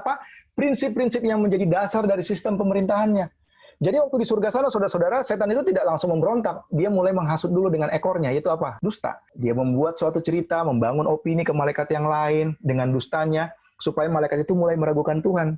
Makanya jangan heran kepada Hawa, apa yang setan suntikan kepada Hawa? Mempertanyakan otoritas Tuhan, mempertanyakan perintah Tuhan sekali-kali. Dan roh yang sama di akhir zaman, saudara-saudara, kalau ada firman Tuhan dan ada orang mulai menggunakan opininya dan mempertanyakan itu tidak ada yang baru. Itu dari siapa? Kita sudah tahu itu dari setan. Setan telah mengklaim bahwa prinsipnya lebih tinggi dari prinsip Tuhan. Waktu diberikan untuk pengerjaan prinsip-prinsip setan agar itu dapat dilihat oleh alam semesta surgawi. Setan membawa manusia ke dalam dosa dan rencana penebusan dijalankan selama 4.000 tahun. Kristus bekerja untuk mengangkat manusia dan setan untuk kehancuran dan degradasi. Ya, dalam 4.000 tahun ini dijelaskan Kristus bekerja untuk menolong kita. Di sisi yang lain, setan ingin menghancurkan manusia. Dan alam semesta surgawi melihat semuanya. Jadi ada waktu diberikan. Seluruh warga surga dan alam semesta bisa menilai sendiri siapa yang bohong dan siapa yang benar. Waktulah yang akan menjawab semuanya. Tuhan mengizinkan setan untuk melanjutkan pekerjaan sampai roh ketidakpuasan matang menjadi apa? Pemberontakan yang aktif. Jadi waktu di surga sana, setan itu membangun teorinya, menghasut malaikat-malaikat, tetapi desakan-desakan itu tidak membuat Tuhan goyah. Dan apa yang terjadi? Ya, setan akhirnya ingin memberontak karena dia sudah kumpulkan massa, baru dia berontak nih. Pola yang sama di akhir zaman dunia ini, kenapa dikatakan 6.000 tahun hampir berakhir dan setan tahu waktunya singkat? Pola yang sama, setan ini dikasih waktu, ujung-ujungnya pasti akan revolusi. Pasti akan memberontak, mengajak orang lain, manusia, untuk ikut memberontak kepada Tuhan yang disebut Undang-Undang Hari Minggu nanti. Menyingkirkan otoritas Tuhan sepenuhnya. Kenapa diperlu kasih waktu? Supaya agar rencananya dikembangkan sepenuhnya. Agar sifat dan kecenderungan mereka yang sebenarnya dapat terlihat oleh semua pihak. Lucifer sebagai krup yang diurapi telah begitu sangat diagungkan. Dia sangat dicintai oleh makhluk surgawi dan pengaruhnya terhadap mereka sangat kuat. Pemerintahan Tuhan tidak hanya mencakup penduduk surga, tetapi dari semua dunia yang Tuhan ciptakan, dan Lucifer telah menyimpulkan bahwa jika dia dapat membawa malaikat-malaikat surga bersamanya dalam pemberontakan, dia juga dapat membawa semua dunia. Lucifer dengan begitu ahli menyajikan sisi pertanyaannya, menggunakan tipu daya dan penipuan untuk mencapai tujuannya. Kekuatannya untuk menipu sangat besar. Dengan menyamar dalam jubah kepalsuan, dia mendapat keuntungan. Semua tindakannya begitu tertutupi dengan misteri sehingga sulit untuk mengungkapkan kepada para malaikat akan sifat sebenarnya dari pekerjaannya. Jadi Tuhan kasih waktu, demonstrasikanlah supaya kelihatan warna aslinya. Sampai itu sepenuhnya berkembang, pekerjaannya tidak bisa dibuat terlihat sebagai hal yang jahat. Ketidakpuasan Lucifer tidak akan dianggap sebagai pemberontakan. Bahkan malaikat yang setia pun tidak dapat sepenuhnya memahami karakter Lucifer atau melihat ke arah mana pekerjaannya menuju. Jadi waktu di surga sana, sebelum dilempar ke bawah, ya Tuhan kasih biarkan aja. Dan Tuhan tahu bahwa dia pasti akan memberontak, dan benar, supaya malaikat-malaikat bisa menilai. Ketika setan mendengar bahwa permusuhan harus ada di antara dirinya dan wanita itu, dan antara keturunannya melawan keturunan wanita itu, dia tahu bahwa pekerjaannya yang merusak sifat manusia akan terputus. Bahwa dengan cara tertentu manusia akan dimampukan untuk melawan kuasa setan. Namun ketika rencana keselamatan lebih terungkap sepenuhnya, setan bersukacita dengan para malaikatnya bahwa karena telah menyebabkan kejatuhan manusia, dirinya dapat membuat turun anak Allah dari posisinya yang ditinggikan. Waktu saya baca ini, saudara-saudara, setan waktu membuat Adam jatuh, dia sebenarnya tujuannya untuk membuat Yesus turun. Dia menyatakan bahwa rencana sejauh ini telah berhasil di atas bumi, dan bahwa ketika Kristus mengambil ke atas dirinya sifat manusia, anak Allah juga dapat dikalahkan, dan dengan demikian penebusan umat manusia yang jatuh dalam dosa dapat dicegah. Jadi waktu setan diusir karena pemberontakannya yang selama ini dia bangun, akhirnya dapat massa. Bahkan kalau dibaca di kutipan yang lain, dia sampai sombongnya di hadapan Tuhan, dibilang, kalau kau usir saya, kau juga akan membuat surga kosong. Waktu dia diusir, dia mau demonstrasikan pemberontakan itu. Kalau tidak dapat massa di surga, dia lanjutkan di bumi. Yang menariknya waktu dia buat Adam jatuh, dikatakan sini, bersukacita dan para malaikatnya bahwa karena telah menyebabkan kejatuhan manusia. Dia lihat waktu Adam jatuh, dia senang. Dan waktu dia senang, dia lihat lagi, dirinya dapat membuat turun anak Allah dari posisinya yang ditinggikan. Kenapa? Apa yang membuat Yesus harus turun? Ya karena saya tahu, waktu di surga dia menuduh bahwa otoritas hukum Tuhan itu tidak adil. Itulah kenapa kita bisa buka Wahyu 12 ayat 9 dan 10. Kita buka Wahyu 12 ayat 9 dan 10. Wahyu 12 ayat 9 dan 10. Setan itu penuduh. Dan naga besar itu si ular tua yang disebut iblis atau setan yang menyesatkan seluruh dunia dilemparkan ke bawah. Ia dilemparkan ke bumi bersama-sama dengan malaikat-malaikatnya. Dan aku mendengar suara yang nyaring di sorga berkata, sekarang telah tiba keselamatan dan kuasa dan pemerintahan Allah kita dan kekuasaan dia yang diurapinya karena telah dilemparkan ke bawah pendakwa saudara-saudara kita. Jadi kalau kita baca dua ayat ini, saudara, banyak orang menyimpulkan bahwa ini kejadian yang sama. Dua ayat ini menceritakan peristiwa yang berbeda. Dia dilemparkan ke bumi, benar, Wahyu 12 ayat 9, dan dia dilemparkan lagi dari surga ke bumi. Kok bisa? Wahyu 12 ayat 9, setan dilempar. Wahyu 12 ayat 10, setan dilempar lagi. Apakah dua ayat ini mengatakan jangka waktu dan peristiwa yang sama? Nah, ini menjadi pelajaran kita malam ini. Tidak. Jaraknya 4.000 tahun, dua kali setan dilempar dari surga. Jarak Wahyu 12 ayat 9 dan 10 ini adalah 4.000 tahun. Kita udah baca yang mengenai 4.000 tahun ya. Mari kita analisa di sini. Ini saya buat grafik. Wahyu 12 ayat 9 dia dilempar ke bumi. Dia buat Adam jatuh. Wahyu 12 ayat 10 dia juga dilempar lagi. Bagaimana bisa terjadi seperti itu? Dia bisa naik ke surga lagi. Apa benar Wahyu 12 ayat 9 dan 10 ini menceritakan kisah yang berbeda?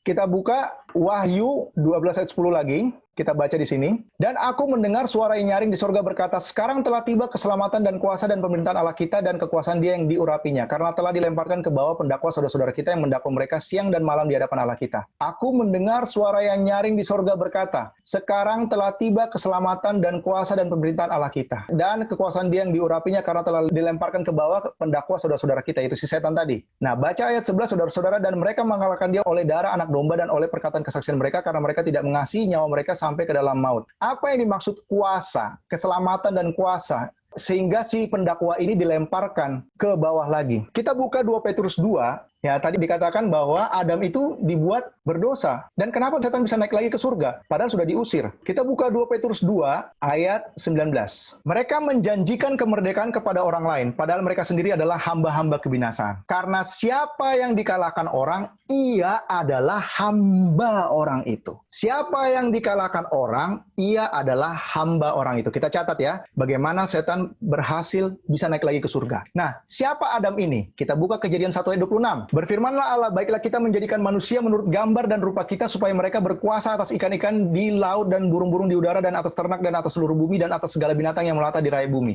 Berkuasa ini bahasa Inggrisnya adalah have dominion. Dominion itu apa?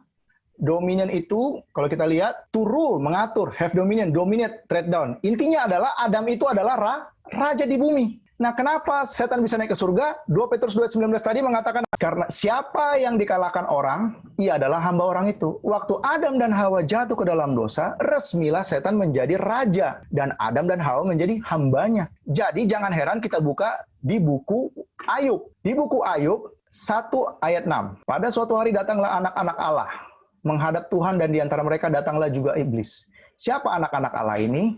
Anak-anak Allah ini adalah Adam-Adam di dunia-dunia yang lain. Kita baca di ayat berikutnya.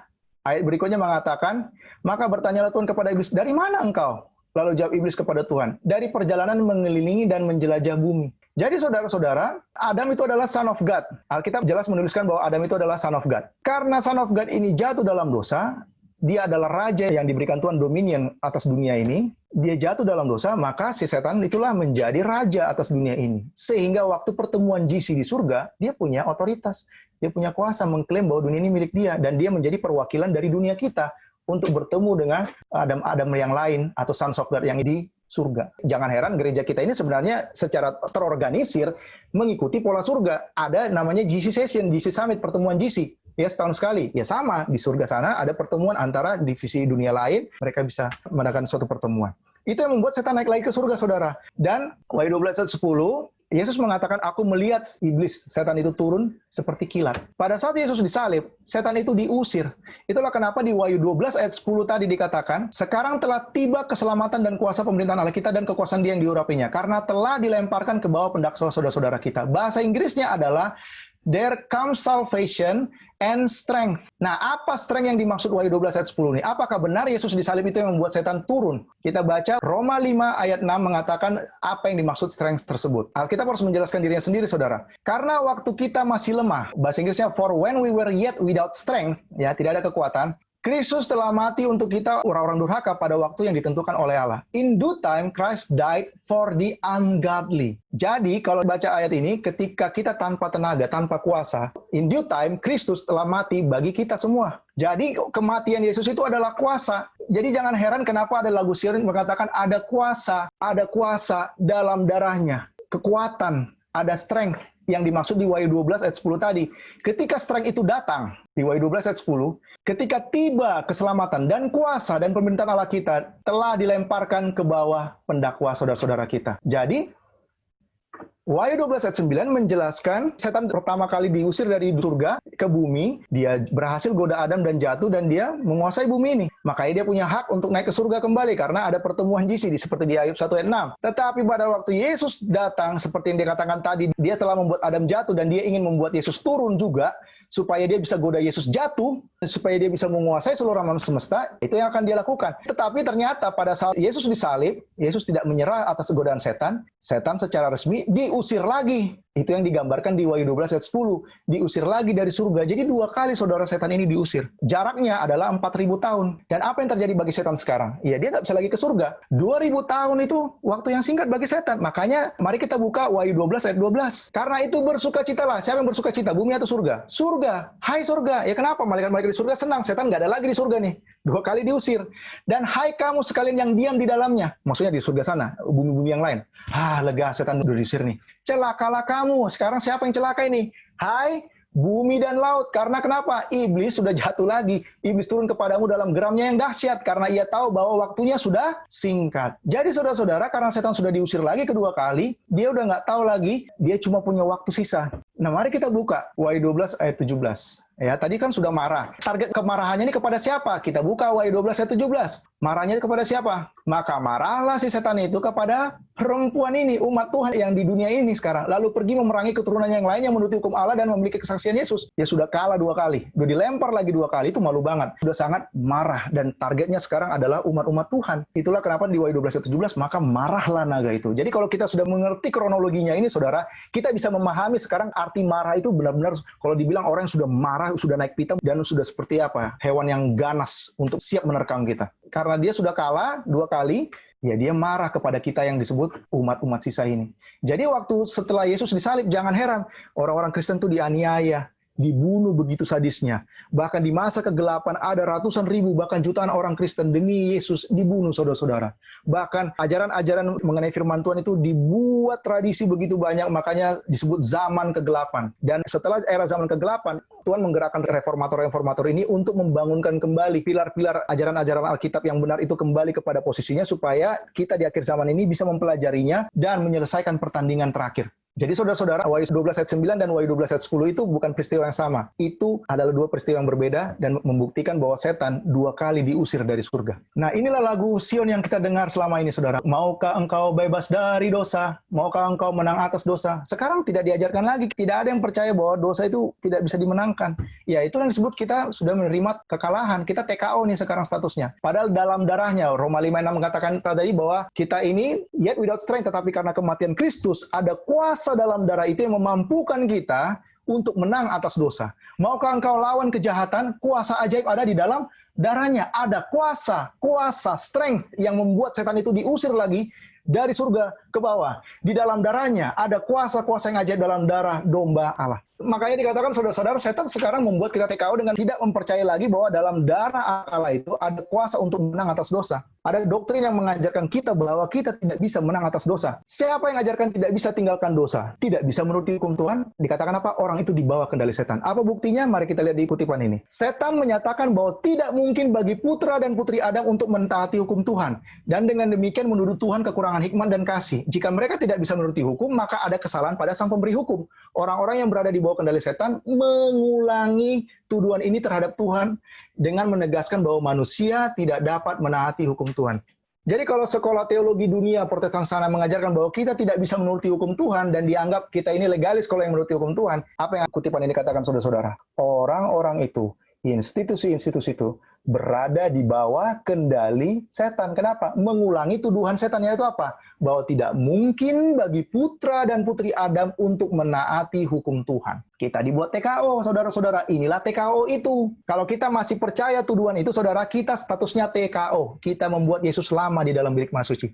Tetapi Yesus tidak bisa lama-lama, saudara. Karena waktunya 6.000 tahun selesai, dia harus keluar. Kalau tidak, Yesus juga akan kalah. Jadi, setan tahu betul jika mereka tertidur sedikit lebih lama lagi, setan yakin akan kehancuran kita itu pasti, saudara-saudara, kalau kita tidak mengerti mengenai TKO ini. Untuk memulihkan dalam diri manusia, citra sang pencipta untuk membawa manusia kembali kepada kesempurnaan yang mana manusia itu diciptakan, untuk mempromosikan perkembangan tubuh, pikiran, dan jiwa, agar tujuan ilahi dalam ciptaannya dapat diwujudkan, ini akan menjadi pekerjaan penebusan. Ini adalah tujuan pendidikan, tujuan kehidupan yang agung.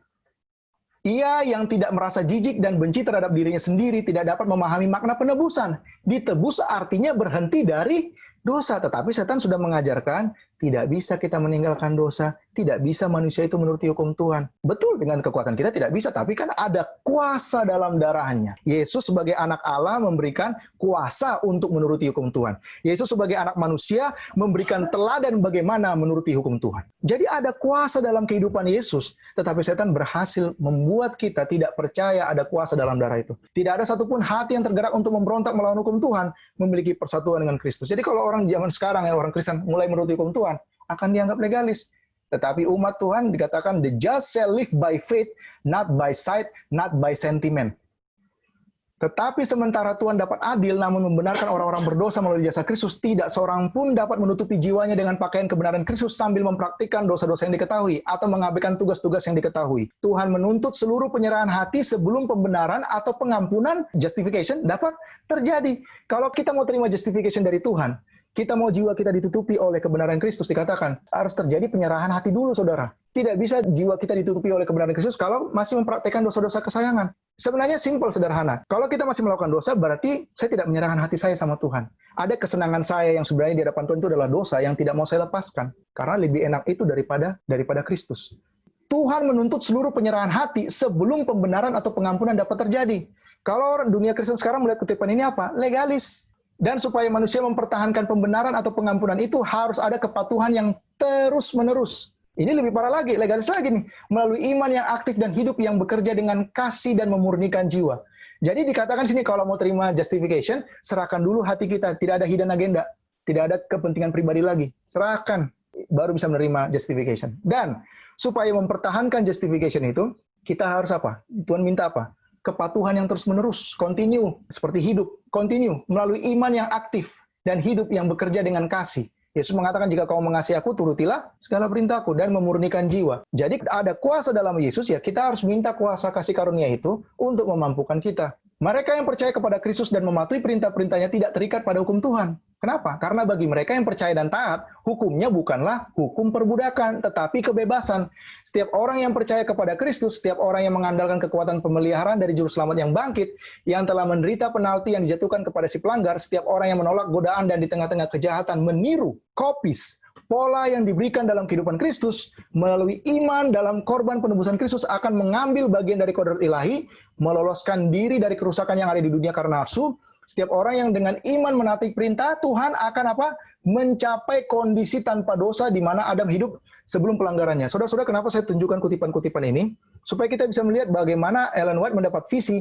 Ini yang Tuhan mau. Kita dididik Tuhan bukan hanya diselamatkan dari dosa, tetapi dididik bagaimana kita menang atas dosa. Karena kenapa? Setelah ini, saudara, kita akan lihat bagaimana pergerakan-pergerakan setan menggunakan agen-agen manusia yang ada di dalam gereja kita untuk membuat kita tidak percaya lagi kutipan ini. Namun rencana penebusan memiliki satu, tujuan yang lebih luas, dan dua, lebih dalam daripada keselamatan manusia. Bukan untuk isu ini saja Kristus datang ke bumi. Ingat saudara-saudara, Yesus ini bukan hanya untuk disalib aja, bukan. Bukan hanya semata-mata penduduk dunia yang kecil ini dapat menghargai hukum Tuhan sebagaimana mestinya, tetapi untuk membuktikan atau mempertahankan, vindicate, karakter Tuhan di hadapan alam semesta. Roma 8 ayat 19. Mari kita baca Roma 8 ayat 19.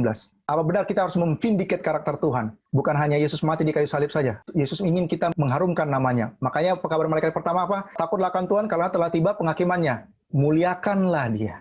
Roma 8 ayat 19 mengatakan seperti ini. Sebab dengan sangat rindu seluruh makhluk. Siapa seluruh makhluk? Ya manusia di dunia ini yang tidak mengenal Tuhan. Menantikan siapa? Menantikan saat anak-anak Allah dinyatakan. Ada dunia sekarang melihat anak-anak Allah dinyatakan? Tidak. Makanya ayat ini kita harus hubungkan dengan Matius 24 ayat 14. Dan Injil kerajaan ini akan diberitakan di seluruh dunia menjadi kesaksian bagi semua bangsa. Sesudah itu barulah tiba kesudahannya. Dunia belum melihat pernyataan anak-anak Allah. Dunia belum melihat bahwa Injil itu kehidupan kita menjadi surat hidup yang dibaca oleh semua orang. Masih belum lengkap. Dan masih belum sesuai ekspektasi Tuhan.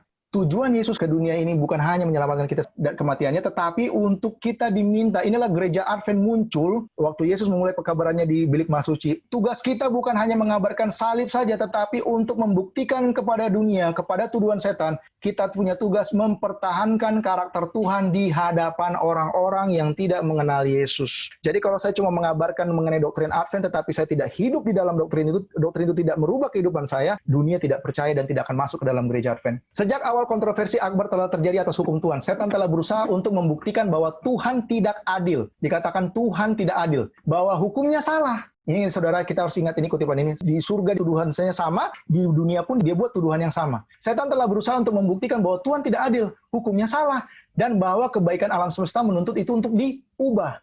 Dalam menyerang hukum, setan bertujuan untuk menjatuhkan otoritas penciptanya.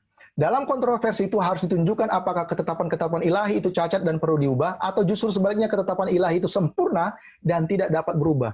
Buku Great Kontroversi sebenarnya kalau kita intisarikan, itu hanyalah bagaimana Tuhan ingin membuktikan tuduhan setan ini adalah salah. Surga di Wahyu 12 ayat 9 tadi, dia sudah diusir, surga senang. Di Wahyu 12 ayat 10 dia juga diusir lagi waktu Yesus mati. Alam semesta sudah melihat bahwa setan itu pembohong. Tetapi jemaatnya, manusia di bumi ini sekarang menjadi sasaran empuk dari kemarahan setan itu, belum mengerti tuduhan setan ini, saudara. Makanya Tuhan mendirikan gereja Advent untuk vindicate karakternya, membuktikan tuduhan setan itu keliru. Seluruh surga sudah tahu setan yang bohong. Yang belum tahu itu adalah manusia di bumi ini. Yaitu kita semua dan orang-orang yang tidak mengenal pekabaran malaikat ketiga ini. Tugas Advent adalah bukan hanya mengabarkan salib, tetapi vindicate karakter Tuhan. Karakter Kristus di Rise Object Lesson halaman 69 paragraf 1 mengatakan, karakter Kristus harus terreproduksi sempurna di dalam jemaatnya. Barulah Yesus datang bawa sabit panen kita.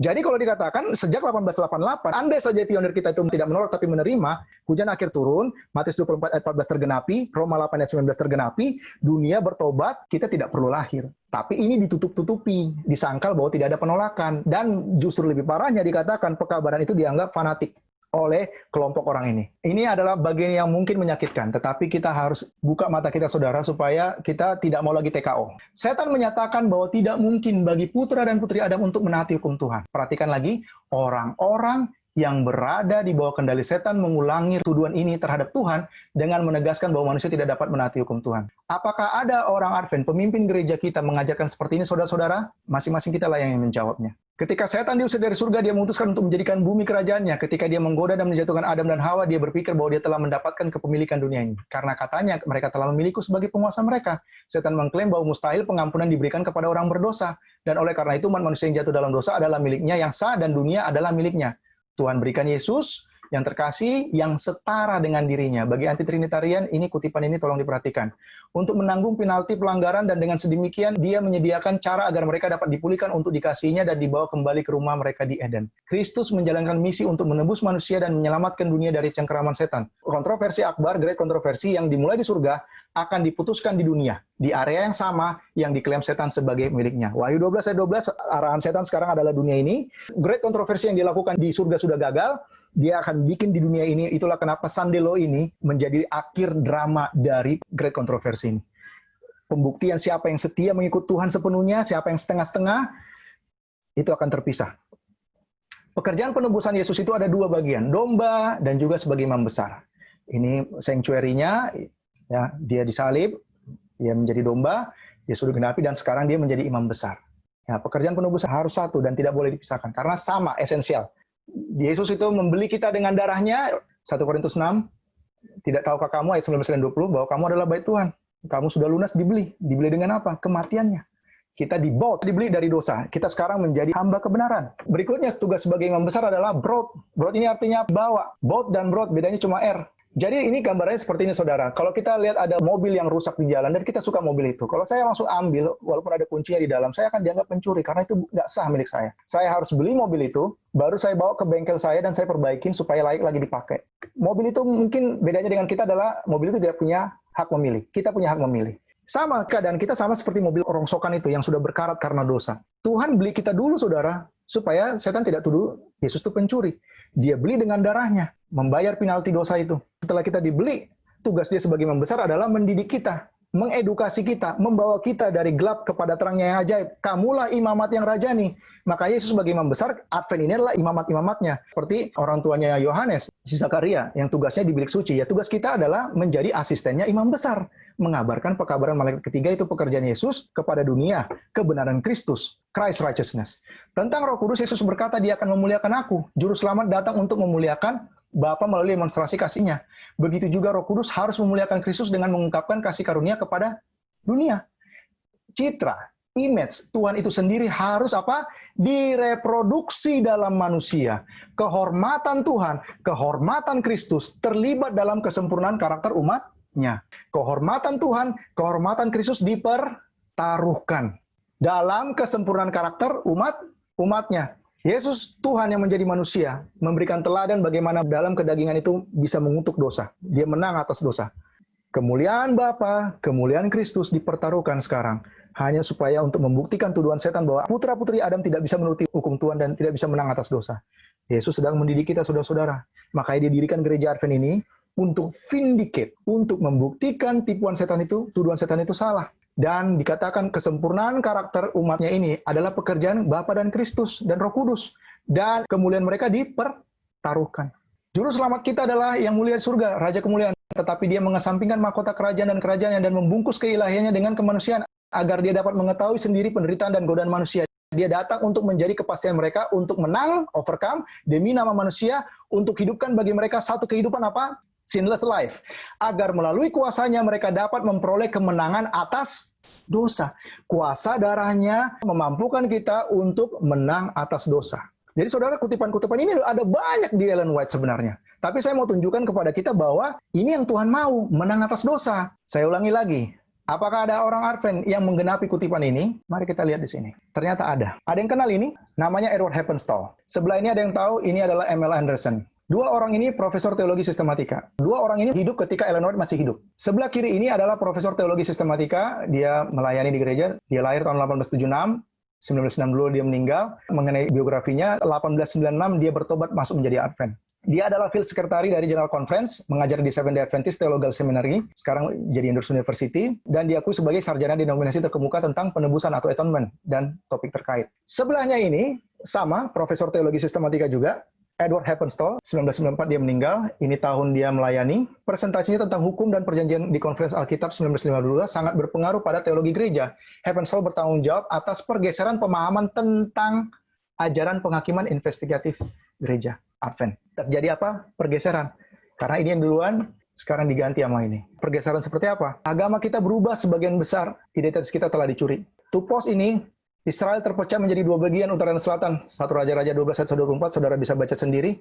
Tidak ada yang baru di bawah materi terulang kembali. Karena dua orang ini, kita bisa melihat siapa yang mempertahankan kutipan-kutipan yang Ellen White tadi tunjukkan kepada kita. Saya mulai dari Edward Heppenstall. Mari kita uji dari buah karakter mereka. Edward Heppenstall adalah seorang sarjana Alkitab dan teolog terkemuka dari gereja Advent. Sebuah kuesioner tahun 1985 dari para dosen Advent Amerika Utara mengungkapkan bahwa Heppenstall adalah penulis Advent yang paling mempengaruhi mereka. Silakan Wikipedia, namanya dia pasti akan ketemu tulisan ini. Presentasinya tentang hukum dan perjanjian di Konferensi Alkitab 1952 sangat berpengaruh pada teologi gereja. Heppenstall bertanggung jawab atas pemahaman yang lebih penuh tentang ajaran penghakiman investigasi. Heppenstall adalah salah satu sarjana paling berpengaruh yang menentang teologi generasi terakhir, last generation teologi dari milik M.L. Anderson tadi yang sebelahnya ya.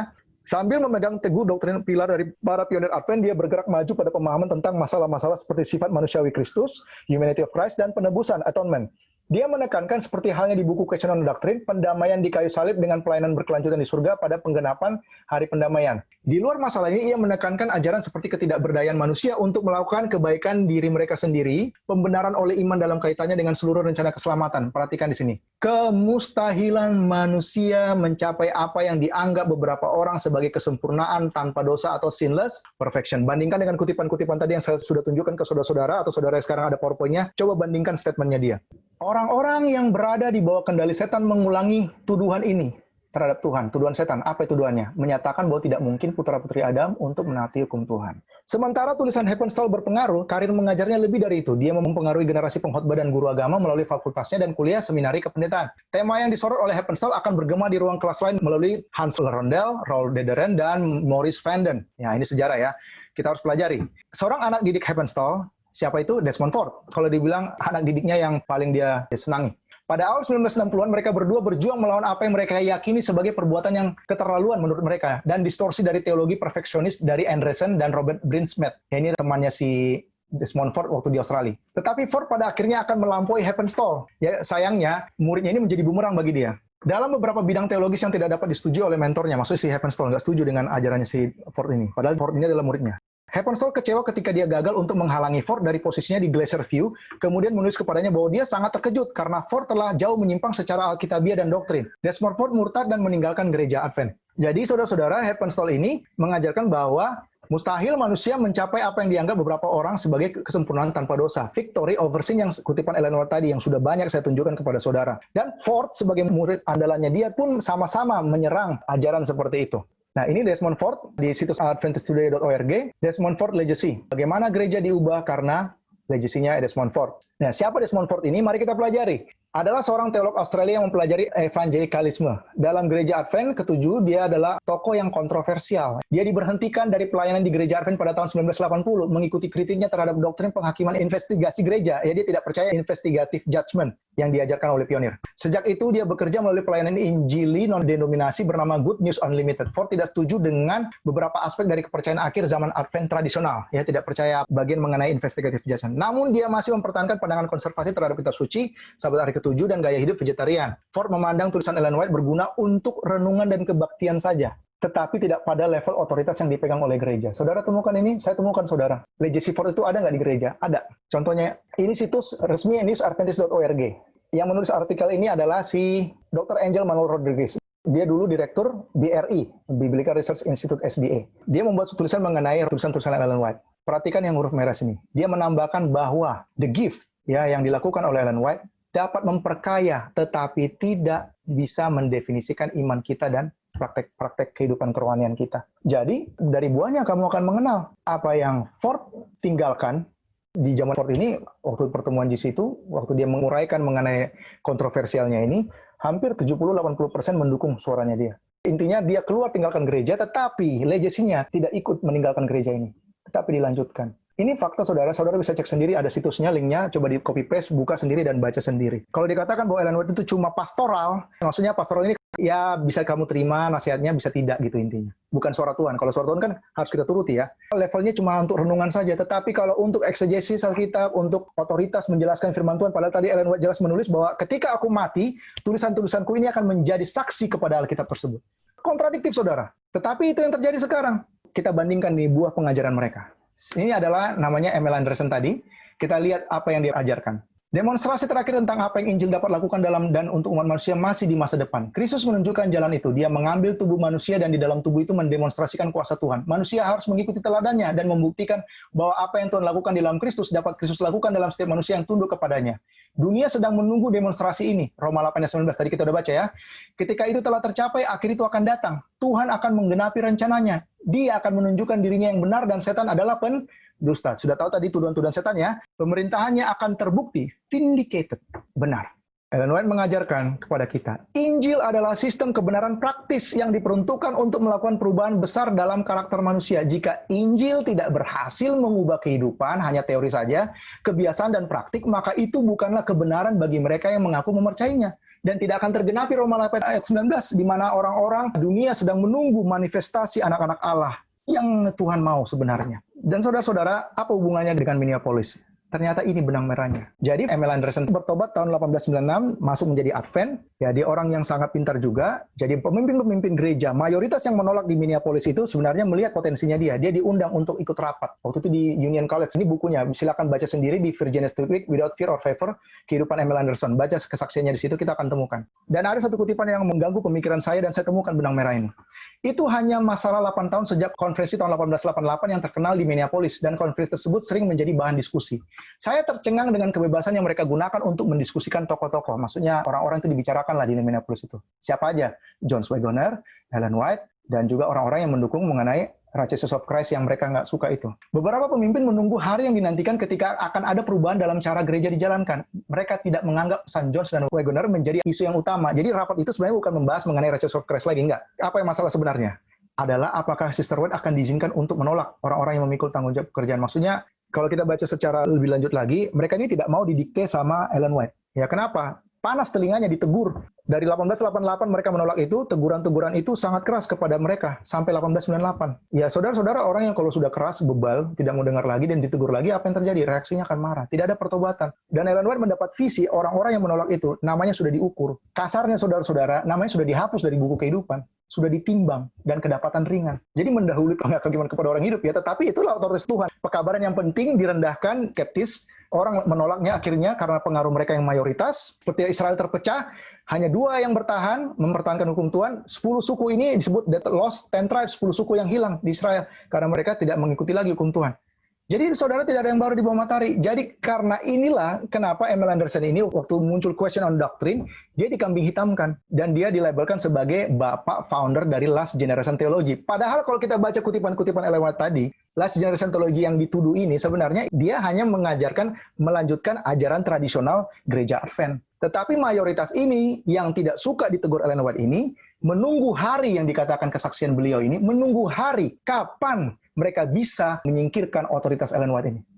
Jadi kalau mereka bilang Ellen White di zaman Ellen White masih hidup, atau mungkin dia sudah meninggal, tulisan-tulisannya itu palsu, ya mereka akan dilempari batu. Kenapa? Ya ketahuan bohong. Cara mereka adalah tersistematis. Mereka akan mulai menggeserkan kepercayaan orang kepada tulisan-tulisan Ellen White. Makanya Ellen White mendapat visi tadi yang kita sudah baca, di akhir zaman, di zamannya dia pun, dia sudah temukan orang-orang yang membuat laporan palsu. Nah, baca juga di buku 5 Testimonies halaman 692 berjudul Unfounded Report. Ada 3 report yang keluar dari pertemuan 1888 itu untuk mendiskreditkan kredibilitas tulisan-tulisan Ellen White. Dan Ellen White merespon 3 rumor itu. Dan Ellen White mendapat visi ke depan, mayoritas yang menolak ini membuat pergerakan seperti ini. Musuh jiwa telah berusaha untuk membawa anggapan bahwa reformasi yang besar harus terjadi di antara gereja masa Venir ke-7, dan reformasi ini akan terdiri dari tindakan melepaskan doktrin-doktrin yang berdiri sebagai pilar-pilar iman kita dan terlibat dalam suatu proses reorganisasi. Jika reformasi ini terjadi, apa hasilnya? Prinsip-prinsip kebenaran Tuhan yang dalam kebijaksanaannya telah berikan kepada gereja umat sisa akan dibuang. 2, agama kita akan berubah. Prinsip-prinsip fundamental yang telah menopang pekerjaan untuk 50 tahun terakhir akan dianggap sebagai kesalahan. Organisasi baru akan dibentuk, buku peraturan baru akan ditulis, sebuah sistem filsafat intelektual akan diperkenalkan. Para pendiri sistem ini akan masuk ke kota dan melakukan pekerjaan yang luar biasa. Sahabat tentunya akan dianggap remeh seperti juga Tuhan yang telah menciptakannya.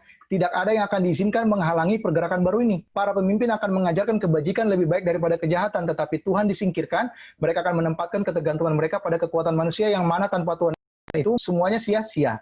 Fondasi mereka akan dibangun di atas pasir, badai dan angin ribut akan menyapu struktur itu. Kutipan ini, saudara-saudara, sangat membuat Ellen White sebenarnya tidak mau menulis. Kalau kita baca paragraf berikutnya. Dan tendensiusnya kutipan ini, kenapa? Ellen White tahu bahwa ini akan disalahgunakan. Dan betul, makanya banyak offshoot-offshoot yang membuat perpecahan di gereja ini sering pakai kutipan ini.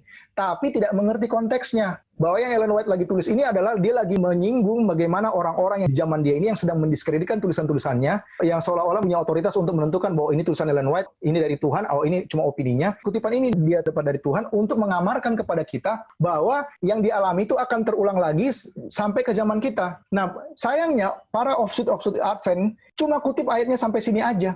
Nggak baca ayat berikutnya. Kenapa logo ini, kalau sering kita dengar logo pasti ada isunya, sempat muncul rumor ya, logo dirubah segala macam. Tapi saudara-saudara, kalau kita ikutin apa yang Ellen White tulis, itu sudah dibuatkan juga mengenai perubahan logo ini. Orang bilang logo yang asli kita ini sebenarnya ini, bukan 3 malaikat. Tapi saya temukan ternyata 1849, Advent ini sudah punya logo 3 malaikat. Dan ini sering kita lihat di gereja-gereja yang masih mempertahankan ini. Nah, saya mau bawa dalam suatu analogi seperti ini.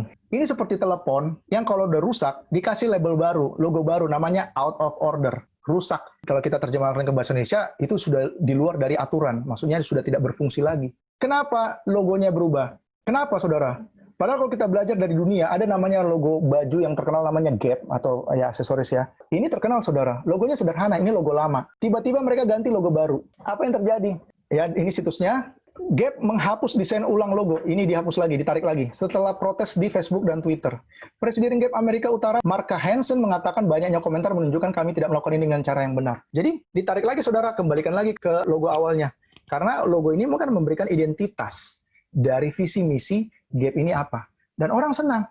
Tapi waktu diganti, apa nih, nggak suka. Tapi kenapa anak-anak terang tidak lebih cerdik daripada anak-anak dunia? Tidak menyadari bahwa ada sesuatu transisi, pergeseran yang terjadi, yang membuat kita TKO. Nah, ini paragraf berikutnya. Kita punya Alkitab, kita memiliki pengalaman, dibuktikan dengan pekerjaan ajaib oleh Roh Kudus, kita punya kebenaran yang akui, tidak ada kompromi. Akankah kita menerima segala sesuatu yang tidak selaras dengan kebenaran ini? Siapa yang memiliki otoritas untuk memulai pergerakan seperti itu? Maksudnya yang di kutipan sebelumnya, bagaimana terjadi suatu perubahan-perubahan visi misi dalam gereja.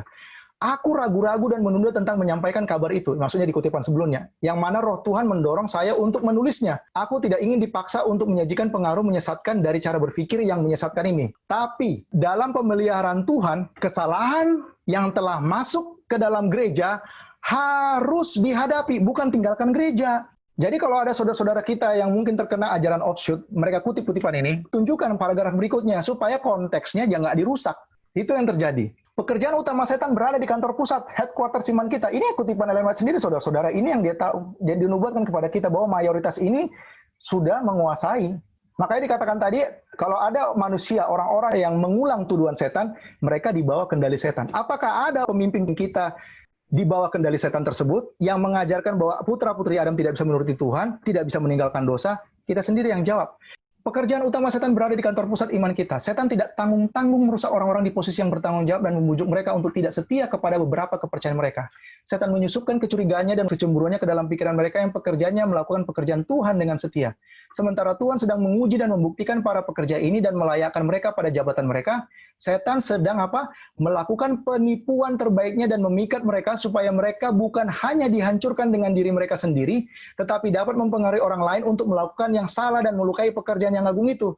Setan berusaha dengan segala cara dalam kekuasaannya untuk mengguncang keyakinan umat Tuhan dalam suara peringatan dan teguran yang mana Tuhan telah rancang untuk memurnikan gereja dan mensukseskan pekerjaannya.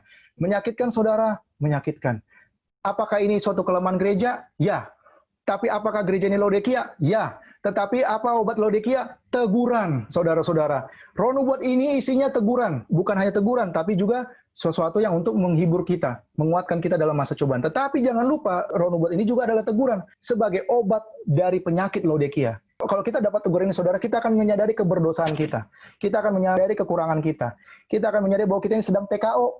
Kalau kita nggak mau sampai itu selesai dan terlambat, kita nggak mau terlambat, ya kita sekarang harus berubah. Soal logo tadi, apakah itu cuma sentimen saja? Ternyata sudah dinubuatkan, saudara, di kutipan Ellen White sendiri. Mari kita baca, ada 3 partnya. Mohon maaf ini panjang, saudara, tetapi ini akan membuka pemikiran kita, supaya kita tidak TKO lagi. Supaya kita cepat membuat Yesus keluar dari bilik masuci dan membuat tuduhan setan itu terbukti keliru. Panji malaikat ketiga bertuliskan di atasnya hukum Tuhan dan iman Yesus. Institusi kita telah mengambil nama yang menunjukkan karakter iman kita dan dari nama ini kita tidak akan pernah malu. Padaku, visi, dia dapat visi. Telah ditunjukkan bahwa nama ini sangat berarti dan dalam mengadopsinya kita telah mengikuti terang yang diberikan kepada kita dari surga. Huruf merah ini saya sengaja garis merah supaya ini untuk melihat bagaimana perubahan logo ini sudah dinubuatkan. Padaku telah diberitahu bahwa manusia akan menggunakan setiap kebijakan untuk membuat perbedaan yang tidak terlalu mencolok antara iman umat Masihat hari ke-7 dengan mereka, gereja-gereja Protestan, yang menjalankan hari pertama dalam minggu itu. Dalam kontroversi ini seluruh dunia akan terlibat dan waktunya singkat. Ini bukan waktunya untuk melunturkan warna kita. Kita lihat logo kita sekarang. Ya, Pastor Kuntala sudah menjelaskan logonya seperti ini. Ada 3 malaikatnya. Kalau kita benar-benar kritis, kita harus tanya, kenapa logo itu dirubah? Seperti gap tadi, kenapa harus dirubah? Kan ada 3 malaikatnya, jelas kok kenapa harus disamar-samarkan. Lihat ada 3 unsur salib, api, Alkitab. Lihat gereja Lutheran, lihat gereja Anderson, Salvation Unity Holiness, lihat National Council, lihat Seventh Day Baptist, lihat Evangelical, punya unsur yang sama. Ada Alkitab, ada salib, ada roh api, Roh Kudus sama. Ini ada salib, ada Alkitab, ada dunia, sama, ini juga dunia. Ya, sama, ini juga api, ini juga api, ini salib, salib. Apa yang membuat kita berbeda? Satu kelompok diperlihatkan kepadaku, visi lagi, di bawah nama Seventh Day Adventist yang menasihati bahwa panji, ya banner, atau tanda, sign, logo, yang membuat kita menjadi orang yang berbeda, distintif, tidak boleh dibuat begitu mencolok. Karena mereka mengklaim itu bukan kebijakan terbaik dalam mengamankan kesuksesan institusi kita. Panji yang membedakan ini harus dibawa ke seluruh dunia sampai penutupan masa percobaan. Artinya sampai Yesus selesai. Jangan dihilangkan. Ini adalah hukum dan Injil. Saya melihat beberapa orang mengulurkan tangan mereka untuk menyingkirkan panji, remove, dan mengaburkan maknanya. Mana malaikat ketiganya? Ya memang ini disebut malaikat ketiga, 3 garis ini. Katanya. Tapi kita lihat kutipan-kutipan nubuatan ini, kita akan lihat mana yang kita mau dengar. Suara manusia, yang kata Tuhan pembohong, atau suara Tuhan. Ketika orang-orang menerima dan meninggikan sahabat palsu dan menjauhkan jiwa dari ketaatan dan kesetiaan kepada Tuhan, mereka akan mencapai titik yang telah dicapai oleh orang-orang di zaman Kristus. Adakah yang kemudian memilih untuk menyembunyikan panjinya, untuk mengendurkan pengabdiannya? Akankah orang-orang yang telah Tuhan hormati dan diberkati dan makmur menolak untuk memberikan kesaksian atas nama peringatan Tuhan pada saat kesaksian seperti itu harus diberikan? Bukankah perintah-perintah Tuhan akan lebih dijunjung tinggi ketika manusia mencela hukum Tuhan? Betapa pentingnya kita mempertahankan keunikan kita yang terpisah dari dunia, tapi ini adalah fakta yang apa? Mengerikan bahwa kita sebagai umat kehilangan kesederhanaan dan tanda keunikan kita, saudara-saudara. Apakah ini unik? Kalau lihat dari logo ini, saudara, enggak. Secara tersirat, secara desain logo, kita ini nggak ada bedanya dengan logo-logo gereja yang lain. Dan saya temukan ini ke arah Mangga 2, ada namanya obor. Sama persis kayak 3 malaikat kita. Ada 3 malaikatnya, nggak tahu, padahal bentuknya sama. Jadi saudara-saudara, orang yang mendesain logo ini tahu kok. Jadi logo berubah, dunia pun tahu. Orang dunia itu lebih cerdik dari kita, saudara anak-anak terang. Lukas 16 ayat 8. Dunia tahu kalau ganti logo, ganti visi misi. Apakah visi misi kita sudah tadi dinubuatkan berubah? Sudah berubah. Dari mayoritas yang tadi kalau kita lihat benang merahnya dari perseteruan antara dua pihak teologi ini. Api kita melambangkan apa di sanctuary, saudara-saudara? Tidak ada unsur api di dalam bilik suci dan bilik masuci, tidak ada. Itu hanya di luar. Ini kan melambangkan Yesus disalib. Makanya orang Protestan percaya bahwa semua selesai disalib. Dan orang yang percaya ajaran mayoritas tadi yang alirannya seperti Heppenstall dan Desmond Ford, mereka semua percaya semua selesai disalib. Ellen White tidak mengajarkan itu. Saya melihat gereja dan orang fenomenal sama seperti Yudas akan mengkhianati kita kepada umat Katolik untuk mendapatkan pengaruh mereka melawan kebenaran. Nominal ini banyak ya, banyak, mayoritas. Tetapi gereja-gereja dan orang-orang fenomenal yang tahu tentang iman dan kebiasaan kita, karena mereka membenci kita karena hari Sabat, ya karena doktrin unik dari para pionir kita, dan mereka tidak dapat membantahnya, karena itu biblikal, tidak bisa disangkal. Akan mengkhianati apa? Orang-orang kudus dan melaporkannya kepada orang-orang Katolik sebagai orang-orang yang tidak menghormati institusi-institusi umat Katolik. Jadi, mayoritas yang mengikut Desmond Ford, Heppenstall, dan semua orang-orang yang punya visi yang sama dengan mereka, yang sudah dinubuatkan tadi mengenai perubahan misi, yang mengajarkan bahwa manusia tidak bisa menuruti hukum Tuhan, tidak bisa meninggalkan dosa, dan percaya bahwa sampai Yesus datang kita masih tetap berdosa, ini yang disebut nominal Adventist. Saat badai mendekat, suatu apa? Kelompok besar, mayoritas, yang telah menyatakan imannya dalam perkabaran malaikat kecil, tetapi belum disucikan melalui penurutan kepada kebenaran, ya, meninggalkan posisi mereka dan bergabung dengan barisan pihak oposisi. Dan kalau baca kutipan selanjutnya, saudara, di Great Controversy halaman nomor 8, mereka akan menjadi musuh terpahit kita seperti di kutipan ini tadi. Gereja mungkin tampak seperti akan jatuh, tetapi tidak jatuh. Gereja tetap berdiri, sementara orang-orang berdosa di Sion akan disaring keluar. Sekam dipisahkan dari gandum yang berharga, ini adalah siksaan yang mengerikan, namun demikian itu harus terjadi. Nah, yang tersisa yang memurnikan jiwa mereka dengan menaati kebenaran, sama ya. Yang menuruti kebenaran tadi yang dikatakan di sini, sama. Membahas yang sama. Mengumpulkan kekuatan dari proses yang menguji itu menunjukkan keindahan kesucian di tengah kemurtatan sekitarnya. Jadi saudara-saudara, mayoritas ini tidak menolak apa yang Ellen White sudah ajarkan. Tetapi yang terjadi, karena mereka inilah muncul kutipan ini, saudara. Kalau kita belajar ya. Gereja mungkin tampak seperti akan jatuh, tetapi tidak jatuh. Gereja ini tidak Babel, saudara. Bukan Babel, militan, Ellen White katakan. Jatuh, terminologinya itu apa di buku Wahyu? Babel. Kalau kita ganti kata Babel, gereja ini mungkin tampak seperti akan Babel, tetapi tidak Babel. Kenapa? Mayoritas ini kan tidak percaya bahwa pekerjaan Yesus itu berakhir di bilik mas suci. Mereka cuma percaya selesai disalib. Apa bedanya dengan Protestan lain yang mengatakan semua selesai disalib? Makanya mereka tidak mau dimurnikan oleh pekabar malaikat ketiga, yaitu apa yang Yesus lakukan sekarang di bilik maha suci. Bagaimana terang-terang yang Tuhan berikan kepada gereja Advent ini, mereka tidak anggap itu penting. Makanya reformasi bagi mereka itu apa? Itu tidak perlu lagi. Kita semua sudah selesai disalib.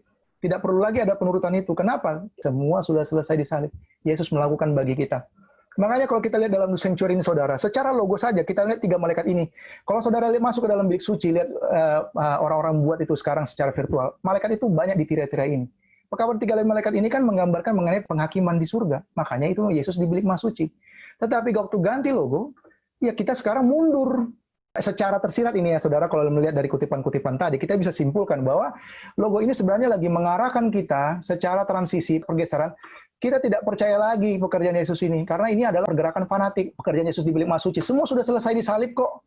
Ya, yang melambangkan korban bakaran. Makanya kenapa dikatakan progressive Adventist. Jadi mayoritas ini sebenarnya dikenal sebagai liberal Adventist, tetapi karena kata liberal itu terlalu negatif, mereka sebut diri mereka adalah progressive Adventist.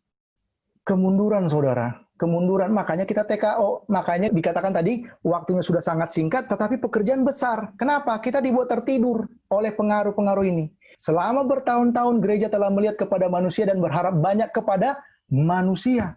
Tetapi tidak melihat kepada Yesus, yang mana harapan kita akan kehidupan kekal berpusat. Karena itu Tuhan menyerahkan kepada hamba-hambanya roh nubuat, yang menyajikan kebenaran sebagaimana di dalam Yesus, yang merupakan pekabaran malaikat ketiga dalam garis yang jelas dan berbeda. Jadi pekabaran malaikat ketiga ini di kutipan lain mengatakan bahwa itulah kebenaran Kristus in verity, righteousness by faith in verity.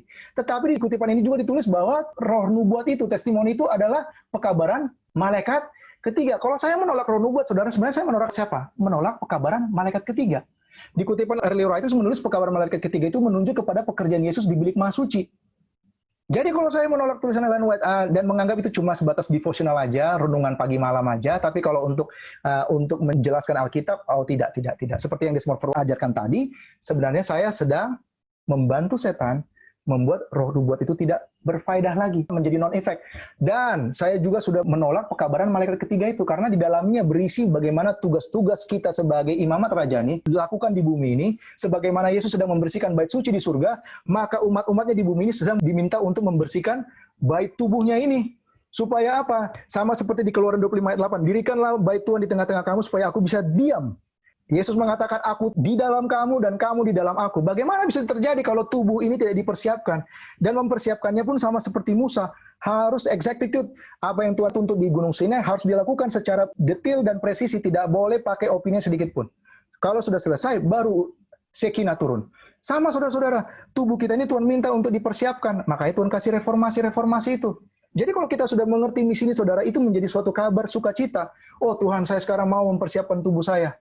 Saya tidak mau lagi pakai kehendak saya. Kehendak mulai yang jadi Tuhan, bukan lagi kehendakku. Itulah yang Yesus teladankan, saudara-saudaraku. Di dunia ini Yesus tidak menggunakan sedikit pun kehendaknya, hanya kehendak Bapanya yang dilakukan. Buktinya apa? Di Getsemani dia berdoa, kalau boleh Tuhan berlalu nih cawan. Tapi dia berdoa lagi, kehendak mulai yang jadi Tuhan. Dia lagi menyangkal kemanusiaannya, humanity-nya itu yang sama seperti kita dikatakan tetapi tidak berdosa, bereaksi untuk tidak mau melakukan itu, tapi dia sangkal dirinya dan melakukan kehendak Bapa. Itu yang Tuhan mau tunggu dari kita, saudara-saudara. Dan di zaman Ellen White juga, orang-orang yang antipati terhadap tulisannya mengatakan Bible and Bible alone saja. Sentimen-sentimen seperti itu, saudara. Tidak ada yang baru. Di zaman dia pun ada. Mari kita baca. Musuh telah membuat upaya-upayanya yang mencengangkan untuk menggoncang iman umat kita sendiri dalam roh nubuat. Dan ketika kesalahan-kesalahan ini datang, mereka mengklaim untuk membuktikan semua posisi itu di Alkitab. Ya, Alkitab saja, ngapain Ellen White? Tetapi mereka salah menafsirkan Alkitab. Sudah sombong, salah pula menafsirkan Alkitab. Mereka membuat pernyataan tegas seperti yang dilakukan penatua Ken Wright. Ken Wright ini setara dengan Belanger juga yang menolak mengenai doktrin-doktrin yang Ellen White ajarkan dan para pioner mengenai sanctuary di surga. Dan juga tulisan-tulisan Ellen White. Dan salah menerapkan nubuatan dan kitab suci untuk membuktikan kebohongan. Dan setelah orang-orang yang telah melakukan pekerjaannya dalam melemahkan kepercayaan dari gereja-gereja kita di dalam roh nubuat atau tulisan-tulisan ini, mereka telah mencabik-cabik penghalang itu, sehingga ketidakpercayaan akan kebenaran itu menjadi tersebar luas, dan tidak ada suara yang harus diangkat untuk menahan kekuatan kesalahan.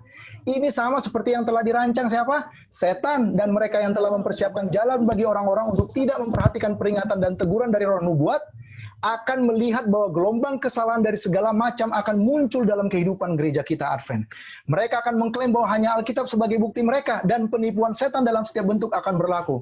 Jadi kalau dengar sentimen Alkitab saja, nggak usah tulisan Ellen White, doakan saudara karena dia berada di bawah rancangan siapa? Rancangan setan. Yang mengatakan ini firman Tuhan sendiri, saudara. Namanya juga roh nubuat, bernubuat. Dinubuatkan apa yang akan terjadi di depan kita, tidak ada yang baru di bawah matahari, semua akan terulang lagi. Penutup saudara-saudaraku. Bagaimana jika Tuhan tidak dapat membawa kita kembali kepada kesempurnaan untuk memberi kita kemenangan atas dosa?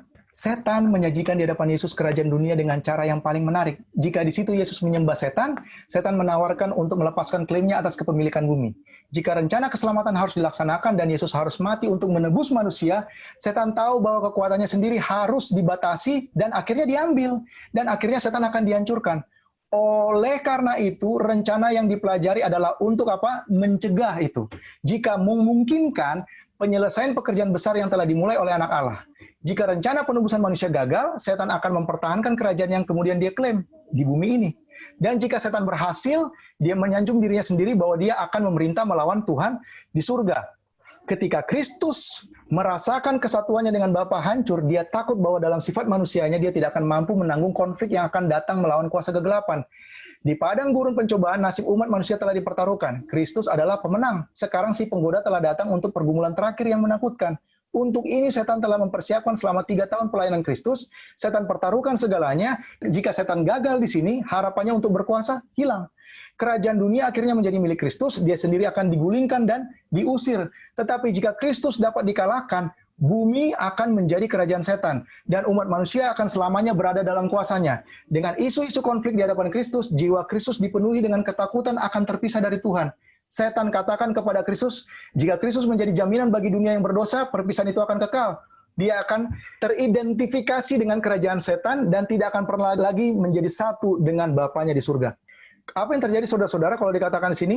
Kalau Yesus gagal, ya semua ini menjadi miliknya setan. Dunia ini menjadi milik dia.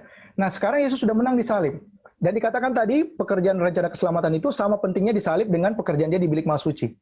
Kenapa Yesus nggak keluar saudara sampai sekarang? Padahal Yesus sudah harusnya keluar di 1888, 1893. Karena kita TKO menerima hasutan setan bahwa kita tidak percaya kita bisa menang atas dosa. Padahal kutipan-kutipan tadi begitu banyak, makanya waktunya cukup menyita waktu saudara-saudara. Sengaja saya buat itu supaya membuktikan apa yang pionir kita sudah ajarkan selama ini sudah dianulir, sudah didegradasi maknanya, sehingga kita tidak ada persiapan dan berpikir seperti orang Protestan lain bahwa tidak perlu bersiap. Kita percaya bahwa kita akan tetap berdosa sampai Yesus datang. Padahal di depan kita ada ujian kekal, undang-undang hari Minggu yang menentukan nasib kekal kita, di mana itu penghakiman kepada orang hidup dimulai, gagal mendemonstrasikan karakter Kristus, ya nama kita dihapus dari buku kehidupan, tetap hidup seperti biasa, pasti akan kena 7 tulah, dan kita tidak akan selamat, saudara-saudara.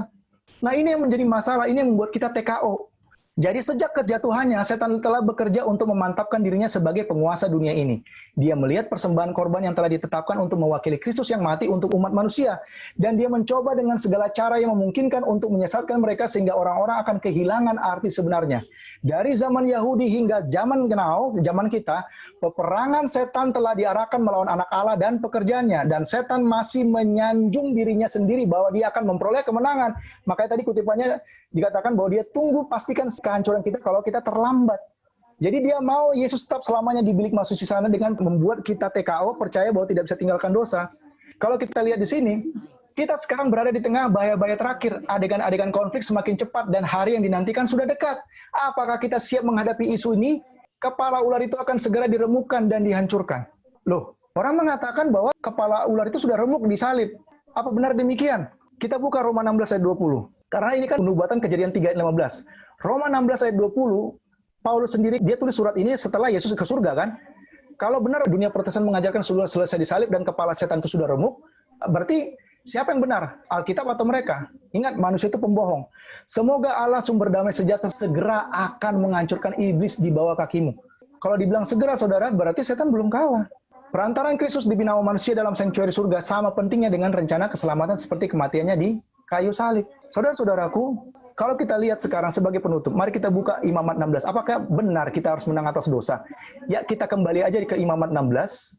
Sebagai penutup, Imamat 16 ayat 20. Ya, kita baca sendiri sama-sama di sini ya. Setelah selesai mengadakan pendamaian bagi tempat kudus dan kemah pertemuan serta mezbah, ia harus mempersembahkan kambing jantan yang masih hidup itu.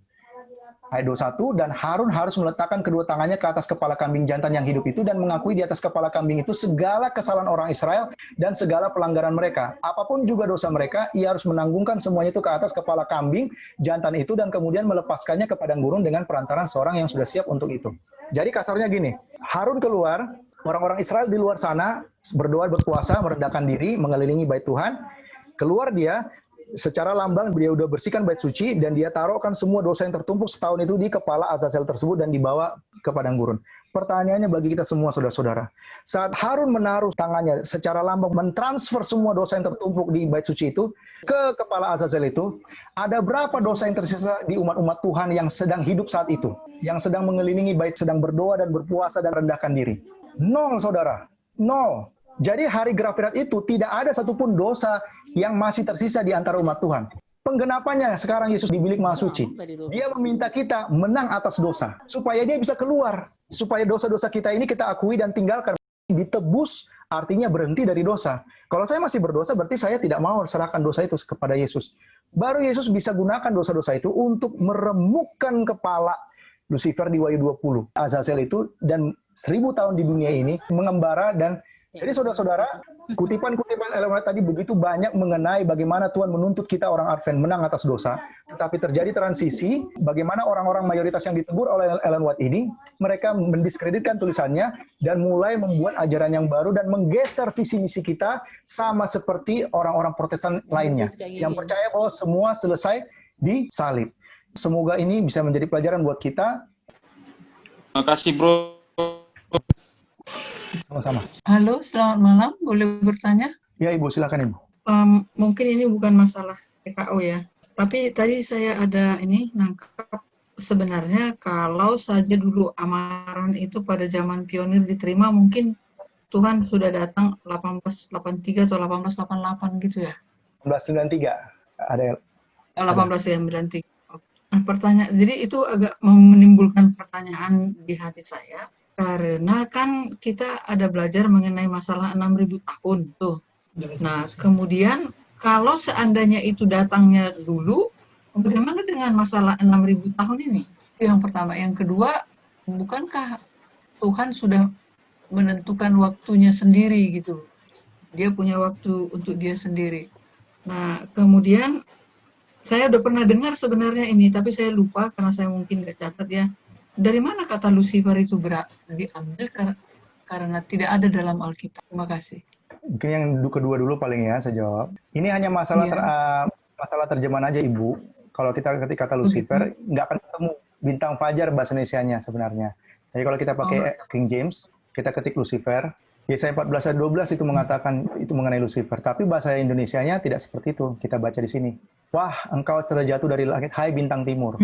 Kalau kita bandingkan dengan King James 14 ayat 12, how art thou fallen over them, oh Lucifer. I see. Ya, Lucifer itu kan bintang terang. Dan menariknya Lucifer ini juga punya arti yang bagus sebenarnya. Ya, Lucifer itu dikatakan di sini adalah light bearer, pembawa terang. Jadi Advent ini kan pembawa terang kan? Ya kita juga Lucifer sebenarnya. Secara karakter kita ini pembawa terang. Tetapi kan Lucifer ini karena memberontak menjadi setan. Setan itu kan artinya musuh. Ya, rebel, memberontak, melawan. Nah, untuk pertanyaannya mengenai 6.000 tahun, sebenarnya kan kalau kita pelajari, Tuhan kan sudah punya framework waktu. Ya, 1000 tahun. Setan diberi waktu, 4.000 tahun tadi kan, dan itu kan sisanya 2.000 tahun. Tuhan bisa selesaikan sesuai dengan waktunya dia, atau dia bisa selesaikan lebih cepat. Jadi yang sebenarnya kan tujuan Tuhan di peperangan ini adalah, Tuhan ingin membuktikan tuduhan setan. Kan tadi setan sudah kalah, 2 kali dia diusir dari surga. Kalah dia. Sekarang waktu sisa ini, 2000 tahun sisa ini, dia target marahnya itu sekarang ke bumi ini. Ya, dia mau cari manusia sebanyak mungkin untuk ikut percaya tuduhan dia bahwa hukum Tuhan itu tidak bisa dituruti. Bahwa manusia itu tidak bisa menang atas dosa. Seperti itu sebenarnya, Ibu, kalau mau kita pelajari. Kita buka aja 2 Petrus 3:8. Kan kita mengenai 6.000 tahun kemarin kan itu diambil dari buku 2 Petrus 3:8 ya. 2 Petrus 3:8 itu menjadi kunci bagaimana kita menumbuhkan 6.000 tahun. Akan tetapi saudara-saudaraku yang kekasih, yang satunya tidak boleh kamu lupakan, yaitu bahwa di hadapan Tuhan 1 hari sama seperti 1000 tahun dan 1000 tahun sama seperti 1 hari. Tuhan tidak lalai menepati janjinya, sekalipun ada orang yang menganggapnya sebagai kelalaian, tetapi ia sabar terhadap kamu karena ia menghendaki supaya jangan ada yang binasa. Sebenarnya kalau orang-orang Advent yang dia pilih ini sudah menerima hujan akhir, kan seluruh dunia punya kesempatan yang sama untuk pekabaran Injil itu. Tergenapi Matius 24 ayat 14 itu. Dan dunia dimenangkan oleh Injil, Pentakosta dalam skala global terjadi, ya kita nggak perlu lahir. Di era mereka sudah menang, ladang itu sudah dituai, dan Tuhan bisa bawa pulang miliknya dia, ya umat-umatnya yang ditebus. Tetapi, ia sabar terhadap kamu. Kenapa ya? Karena kita ini lalai. Kita yang 10 gadis darah ini semuanya tertidur dan tidak bersiap. Makanya di generasi mereka itu sudah kuning dan tidak ada yang tuai. Itu masalahnya. Jadi kita bisa baca lagi ayat selanjutnya. Karena ia menghendaki supaya jangan ada yang binasa. Tuhan mau kita semua selamat. Ayat 11 ini yang membuat kenapa sebenarnya Tuhan itu bisa cepat datang. Masalahnya di bahasa Indonesia ini dilainkan. Jadi jika segala sesuatunya akan hancur secara demikian, betapa suci dan salehnya kamu harus hidup. Ada yang dihilangkan. Ingat, Alkitab sudah dinubuatkan akan direvisi. Kalau kita baca King James-nya, dikatakan seperti ini. Seeing then that all these things, segala sesuatu yang akan hancur, shall be dissolved sama, what manner of person ought ye to be in apa? All holy conversation and godliness. Yang dihapus di sini adalah ini. Dikatakan betapa suci dan salehnya kamu harus hidup. Bukan hanya hidup godliness, bukan. tetapi dalam segala perkataan kita ini harus kudus. Ini yang membuat Roh Kudus tidak bisa turun. Pelajari sebelumnya bagaimana hujan akhir itu hanya turun kepada mereka yang menang atas dosa. Apakah kita sadari sekarang bahwa perkataan kita ini, yang keluar dari mulut kita ini, kalau kita tidak pelajari standar Tuhan, bagaimana kata-kata kita yang harus kudus di hadapan Dia dengan standarnya, apakah kita TKO? Pasti TKO. Dan apakah Roh Kudus akan turun? Tidak. Pekerjaan tidak selesai. Makanya Tuhan menuntut dari hal-hal terkecil dalam kehidupan kita. Nah, kalau kita lanjut lagi, ya, di ayat ini juga ada yang menyinggung mengenai mempercepat kedatangan Tuhan. Ayat berikutnya, Ibu. Yaitu kamu yang menantikan dan mempercepat kedatangan hari Allah. Kalau kita hubungkan 2 Petrus 3 ayat 11 dan 12 ini, apa yang mempercepat kedatangan Tuhan? Ayat 11-nya syaratnya, yaitu apa? Betapa suci dan salehnya kamu harus hidup. Dan sayangnya dihapus bahasa Inggris, yaitu conversation. Perkataan kita ini yang membuat Yesus tidak keluar-keluar dari bilik maha suci. Kenapa? Ya mungkin perbuatan saya bagus, tapi mulut saya, pengakuan saya dengan kehidupan saya tidak sejalan. Conversation kita, in all holy, kita harus apa? Dituntut Tuhan. In all holy conversation and godliness. Kalau ini sesuai dengan standar Tuhan, yang di firman-Nya, bahkan di Roh Nubuat ini menjelaskan dua kata ini, Ibu. Kalau kita serahkan kehendak kita, justification kita terima, maka kita akan hastening of the coming of the day of God. Jadi yang kita langgar adalah ini. Makanya setan buat kita TKO. Kita tidak percaya bahwa kita harus kudus dalam segala perkataan dan kehidupan kita. Kita tidak percaya, tidak bisa tinggalkan dosa, tidak percaya bahwa kita menuruti hukum Tuhan. Padahal kan Tuhan sudah kasih karunia-Nya, sudah kasih darahnya, sudah kasih kehidupannya. Dan Roh Kudusnya bahkan Dia berikan. Tetapi kita tidak percaya. Itu yang bisa saya berikan untuk pertanyaan Ibu, kiranya ini bisa membantu Ibu juga. Tapi artinya tidak lebih dari masa yang 6.000 tahun itu ya? Ya, tidak lebih. Oke, Tidak boleh lebih. Terima kasih. Terima kasih ya Pak Riyandi. Sama-sama Ibu. Kalau untuk doa penutup boleh sebagai volunteer saya, Bang. Silakan. Mari kita bersatu di dalam doa. Tuhan adalah Bapa kami bertahta dalam kerajaan sorga. Terima kasih Tuhan buat anugerah-Mu pada malam hari ini, di mana Tuhan Kau masih memberikan kepada kami nafas hidup dan juga kesehatan. Dan kami juga bersyukur Tuhan oleh karena kasih Tuhan memberikan kesempatan kepada kami untuk boleh sharing tentang firman Tuhan melalui hamba Tuhan Bang Iriandi Tuhan. Biarlah Tuhan itu kami boleh paham, mengerti, dan boleh kami aplikasikan dalam kehidupan kami, sehingga melalui kehidupan kami Tuhan, orang semakin mengerti kasih Tuhan, dan kami semua boleh siap untuk kedatangan yang kedua kali. Kami juga berdoa untuk pembicara kami pada malam hari ini Tuhan. Berikanlah kepada keluarga Bang Iriandi kesehatan dan juga hikmat dari surgawi, agar senantiasa talenta yang telah Kau percayakan kepada beliau Tuhan, boleh menjadi berkat kepada orang lain, dan semuanya itu hanya untuk memuliakan nama Tuhan saja. Bapa kami dalam sorga, sisa hidup kami dan satu malam hari ini Tuhan, kami serahkan hidup kami ke dalam tangan-Mu, karena kami yakin dan percaya Engkau selalu memberikan rencana terbaik bagi kami.